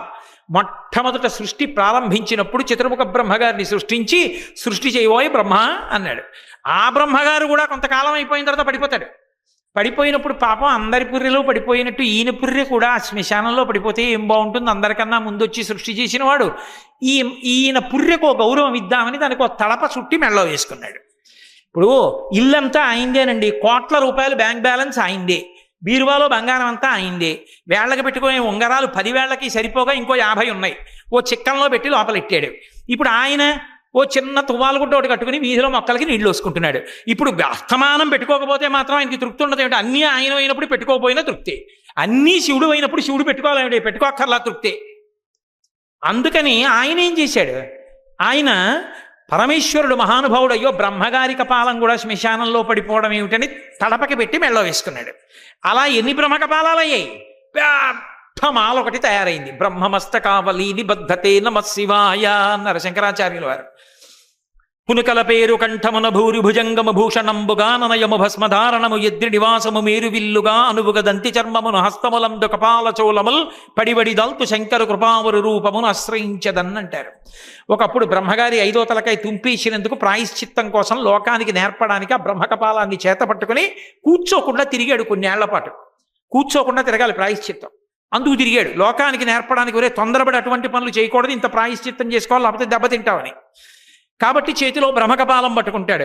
ధూర్జట్ అన్నాడు, ఏమయ్యా తిన్నడు కొరికి తీసుకొచ్చిన ఎంగిలి మాంసం మొక్క అక్కడ పెడితే తినేశావా? పద్యం ఎంత గొప్పగా మొదలుపెట్టాడో తెలుసా అండి? అనుభవించడం అంటే అది. నీకున్మాంసము వాంఛయేని కరువా అన్నాడు. నేను నా మనవల్ని తీసుకుని మీ ఇంటికి వచ్చాను అనుకోండి, అయ్యో ఏదో కోటేశ్వరారు మనవలు వచ్చారని చెప్పి మీరేమో ఇద్దరికి చేతిలో చెరుకోలట్టు పెడితే వాడు ఆవగా గబగబా తినేసి ఇంకా ఉన్నాయా అన్నాడు అనుకోండి. ఏదో ఇద్దరికి చెరుకో 10 పెట్టినా కూడా ఇద్దరు తినేసి ఇంకా ఉన్నాయా అంటే, అయ్యో మీరు ఇంత తింటారని మాకు తెలియదు బాబు, 20 ఉన్నాయి ఇంట్లో, ఈ మాట వచ్చినప్పుడు 100 చేస్తానులేండి అని లేవు నాన్న అన్నారనుకోండి. వాళ్ళిద్దరు ఏడుపు మొదలెట్టారనుకోండి, నాకు లడ్డూ కావాలి, నేను ఎలాగోలా మరిపించి ఇంటికి తీసుకెళ్ళగానే ఏమంటాను? ఎరా మీకేమైనా కరువా? లడ్లు అంటే ఏమిట్రా వాళ్ళ ఇంట్లో తినేయడం, పరువు పోయేటట్టు అంటానా అన్నా? ధూర్జటి శివుణ్ణి అలాగే అడిగాడు. నీకున్మాంసము వాంఛయేని కరువా, నీ చేత లేడుండగా జోకైనట్టి కుఠారముండ అనల జ్యోతుండ నీరుండగా పాకంబొప్ప ఘటించి చేతి పునుకన్ భక్షింపక బోయచేచే కొంటెంగిలి మంసమిట్లో తగునా శ్రీకాళహస్తీశ్వర. నీకున్మాంసము వాంఛయేని కరువా, శివా నీకేమన్నా మాంసం కరువయ్యా? ఏమిటి ఆ బోయ తిన్నడు కురికి తీసుకొచ్చిన ఎంగిలి మాంసం తిన్నావా? నిజంగా నీకు మాంసం తినాలనంత కోరిక ఉందనుకో, ఈ చేతిలో జింకుంది, ఈ చేతిలో గొడ్డలుంది, ఈ గొడ్డలు పెట్టి ఈ జింకను ఒక్క దెబ్బ కొడితే చచ్చి ఉరుకుంటుంది. కాస్త మాంసం అందులోంచి పీక్కుని చేతిలో బ్రహ్మకపాలం ఉంది, అందులో పోసుకొని నెత్తి మీద గంగ ఉంది, ఆ గంగ తీసి ఇందులో పోసి 3వ నేత్రంలో అగ్నిహోత్రం ఉంది, ఇలా పెడితే ఉడికిపోతుంది. అక్కడే కూర్చొని నోట్లో పడేసుకోవచ్చు, వంటగదిలోకి కూడా వెళ్ళక్కర్లా. ఇన్ని ఏర్పాట్లు నీకుండగా ఎంగిలి మాంసం తినేసావా? నీకున్మాంసము వాంఛయేని కరువా, నీ చేత లేడుండగా జోకైనట్టి కుఠారముండ అనల జ్యోతుండ నీరుండగా పాకంబొప్ప ఘటించి చేతి పునుకన్ భక్షింపక బోయిచేచే కొంటెంగిలి మాంసమిట్లు తగున శ్రీకాళహస్తీశ్వర. అంతటి భక్త సులభుడు, అంత తేలికగా భక్తికి వశుడవుతాడు. గుండెల్లో భక్తి అన్నది ఉంటే చాలు ఆయనకి సంతోషం. అందుకే లోకంలో ఎవరూ ఇవ్వని అన్నీ కూడా ఆయన ఇచ్చేశాడు. అంత తేలికగా అనుగ్రహించాడు కూడా మహానుభావుడు. ఏ వేదంబు పఠించలూత భుజగం వైశాస్త్రముల్ సూచతాని విద్యాభ్యాసమనర్చ కరి చెంచే మంత్రమూహించే బోధావిర్భావ నిధానముల్ చదువులయ్యా కాదు మీ పాద సంసేవాశక్తియ కాక జంతు తతికిన్ శ్రీకాళహస్తీశ్వర అన్నాడు దుర్జటి. ఏం చదువుకుంది? సాలెపురుగు ఏం చదువుకుంది, పాము ఏం చదువుకుంది? భక్తితో వెళ్ళి పరమశివుడి మ్రోల నిలబడి ఆయనకే తమకున్నటువంటి వైభవాన్ని అర్పించి సాలెపురుగు వస్త్రం అల్లుతున్నానది గూడు కట్టి, పాము తన పడగ మీద ఉన్న మణితో అర్చించి, ఏనుగు నీటిని తెచ్చి పూజించి తామరపు ఉంచినందుకు మూడిటిని తన ఎందు కలుపుకున్నాడు. ఇప్పటికీ శ్రీకాళహస్తిలో శివలింగం మీద 3 ముద్రలు ఉంటాయి. ఏనుగు యొక్క దంతాలుంటాయి, సాలెపురుగు ఉంటుంది, అలాగే పాము ఉంటుంది. 3 ముద్రలు ఉంటాయి. ఇంకా వేరు పేరు పెట్టుకోవాలా, శ్రీకాళహస్తీశ్వర అని పిలుచుకున్నాడు. శ్రీ కాళము హస్తి, సాలెపురుగు, ఏనుగు, పాము. ఆ క్షేత్రం పేరే అంత, ఆ క్షేత్రానికి పేరు అదే ఉంచుకున్నాడు. అంతటి భక్త వశంకరుడు. కాబట్టి ఈశ్వర, గుండెలలో ఉన్న భక్తిని చూస్తావు, ఆ భక్తి ఉన్నదా అనుగ్రహిస్తావని శంకర భగవత్పాదులు చాలా అందంగా, పటాటోపం కాదురా కావలసింది, గుండెల నిండా భక్తి ఉన్ననాడు ఒక్క నమస్కారం చాలు పరమేశ్వరుడి పట్ల అనుగ్రహాన్ని పొందుతాడు అని మనకి నిరూపణం చెయ్యడం కోసమని ఈ అద్భుతమైనటువంటి శ్లోకాన్ని ఇచ్చి, నతిభిర్నుతిభిస్త్వమీశ పూజా విధిభి ధ్యాన సమాధిభిర్నతుష్ట ముసలా ధనుషా ముసలేన చాశ్వభిర్వా వదతే ప్రీతికరం తథా కరోమి. నీకెలా కావాలి చెప్పు ఈశ్వరా, అలా చేస్తాను అంటే శంకరుడు ఏమంటాడు, గుండెల నిండా భక్తి ఉంటే చెప్పు, ఏం చేసినా స్వీకరిస్తాడు. కాబట్టి మనకు ఉండవలసినది భక్తి. భక్తి అన్న మాటకు అర్థం ఆయన ఎలా బ్రతకమన్నాడో అలా బ్రతకడం, ఆయన ఏది చెయ్యొద్దన్నాడో అది చెయ్యకుండా ఉండడం. చెయ్యమని ఎక్కడ చెప్పాడు, చెయ్యకూడనివి ఎక్కడ చెప్పాడు, వేదంలో చెప్పాడు. కాబట్టి చక్కగా ఆయన చెప్పినట్లు ఎవడు ధార్మికంగా భక్తితో బ్రతుకుతాడో, వాడు ఉన్నాడని నమ్మకంతో జీవిస్తాడో, అలాంటి వాళ్ళందరికీ కూడా శివానుగ్రహం పరిపూర్ణంగా ఉంటుంది అని శంకర భగవత్పాదులు అన్యాపదేశంగా జగద్గురువులై కూర్చుని మనందరికీ ఉపదేశం చేసినటువంటి అమృత భాండము వంటి శ్లోకం ఈ శ్లోకం. ఇవాళ సోమవారం ప్రదోషవేళ ప్రారంభం చేశాను కాబట్టి ఆ శివభక్తి గురించి శంకర భగవత్పాదులు చేసినటువంటి ఈ అద్భుతమైన శ్లోకంతో ఇవాళ ఉపన్యాసం ప్రారంభం చేద్దాం అనుకున్నాను. చిన్నతనంలో మా అమ్మో మాట అంటుండేది, ఏదో ఆశలావు పీక సన్నం అనేది. అలాగా ఈ ఓ చెప్పేయాలనుకుంటాను, 5 శ్లోకాలు చెప్పాలి, 6 శ్లోకాలు చెప్పాలనుకుంటాను. ఇక్కడికి వచ్చాక ఓ శ్లోకం ఎంతో కష్టం మీద మొత్తానికి పూర్తవుతూ ఉంటుంది. కాబట్టి ఒక శ్లోకం ఇవాళ పూర్తి చేశాం. ఇంతకన్నా మిమ్మల్ని కూర్చోపెట్టడం మర్యాద కాదు కనుక రేపటితో ఇక్కడ నా ఉపన్యాసాలు పూర్తవుతాయి. రేపు శివానందలహరిలోంచి అద్భుతమైనటువంటి శ్లోకం, జాతికందటికీ సందేశం ఇవ్వడానికి శంకర భగవత్పాదులు చేసినటువంటి అనన్య సామాన్యమైనటువంటి శ్లోకంతో రేపటి ప్రదోషవేళ ఉపన్యాసాన్ని ప్రారంభం చేసి, రేపటి రోజు ఉపన్యాసంతో ఈ సంవత్సరం పెద్దాపురంలో చేస్తున్న ఉపన్యాసాల పరంపరని పూర్తి చేస్తాను. మంగళాశాసనపరై మదాచార్య పురోగమై సర్వైశ్చ పూర్వైరాచార్యై సత్కృతాయాస్తు మంగళం. మంగళం కోసలేంద్రాయ మహనీయ గుణాత్మనే చక్రవర్తి తనూజాయ సర్వభౌమాయ మంగళం. ఉమాకాంతాయ కాంతాయ కామితార్థప్రదాయినే శ్రీగిరీశాయ దేవాయ మలినాథాయ మంగళం. సర్వం శ్రీ ఉమామహేశ్వర పరబ్రహ్మార్పణం.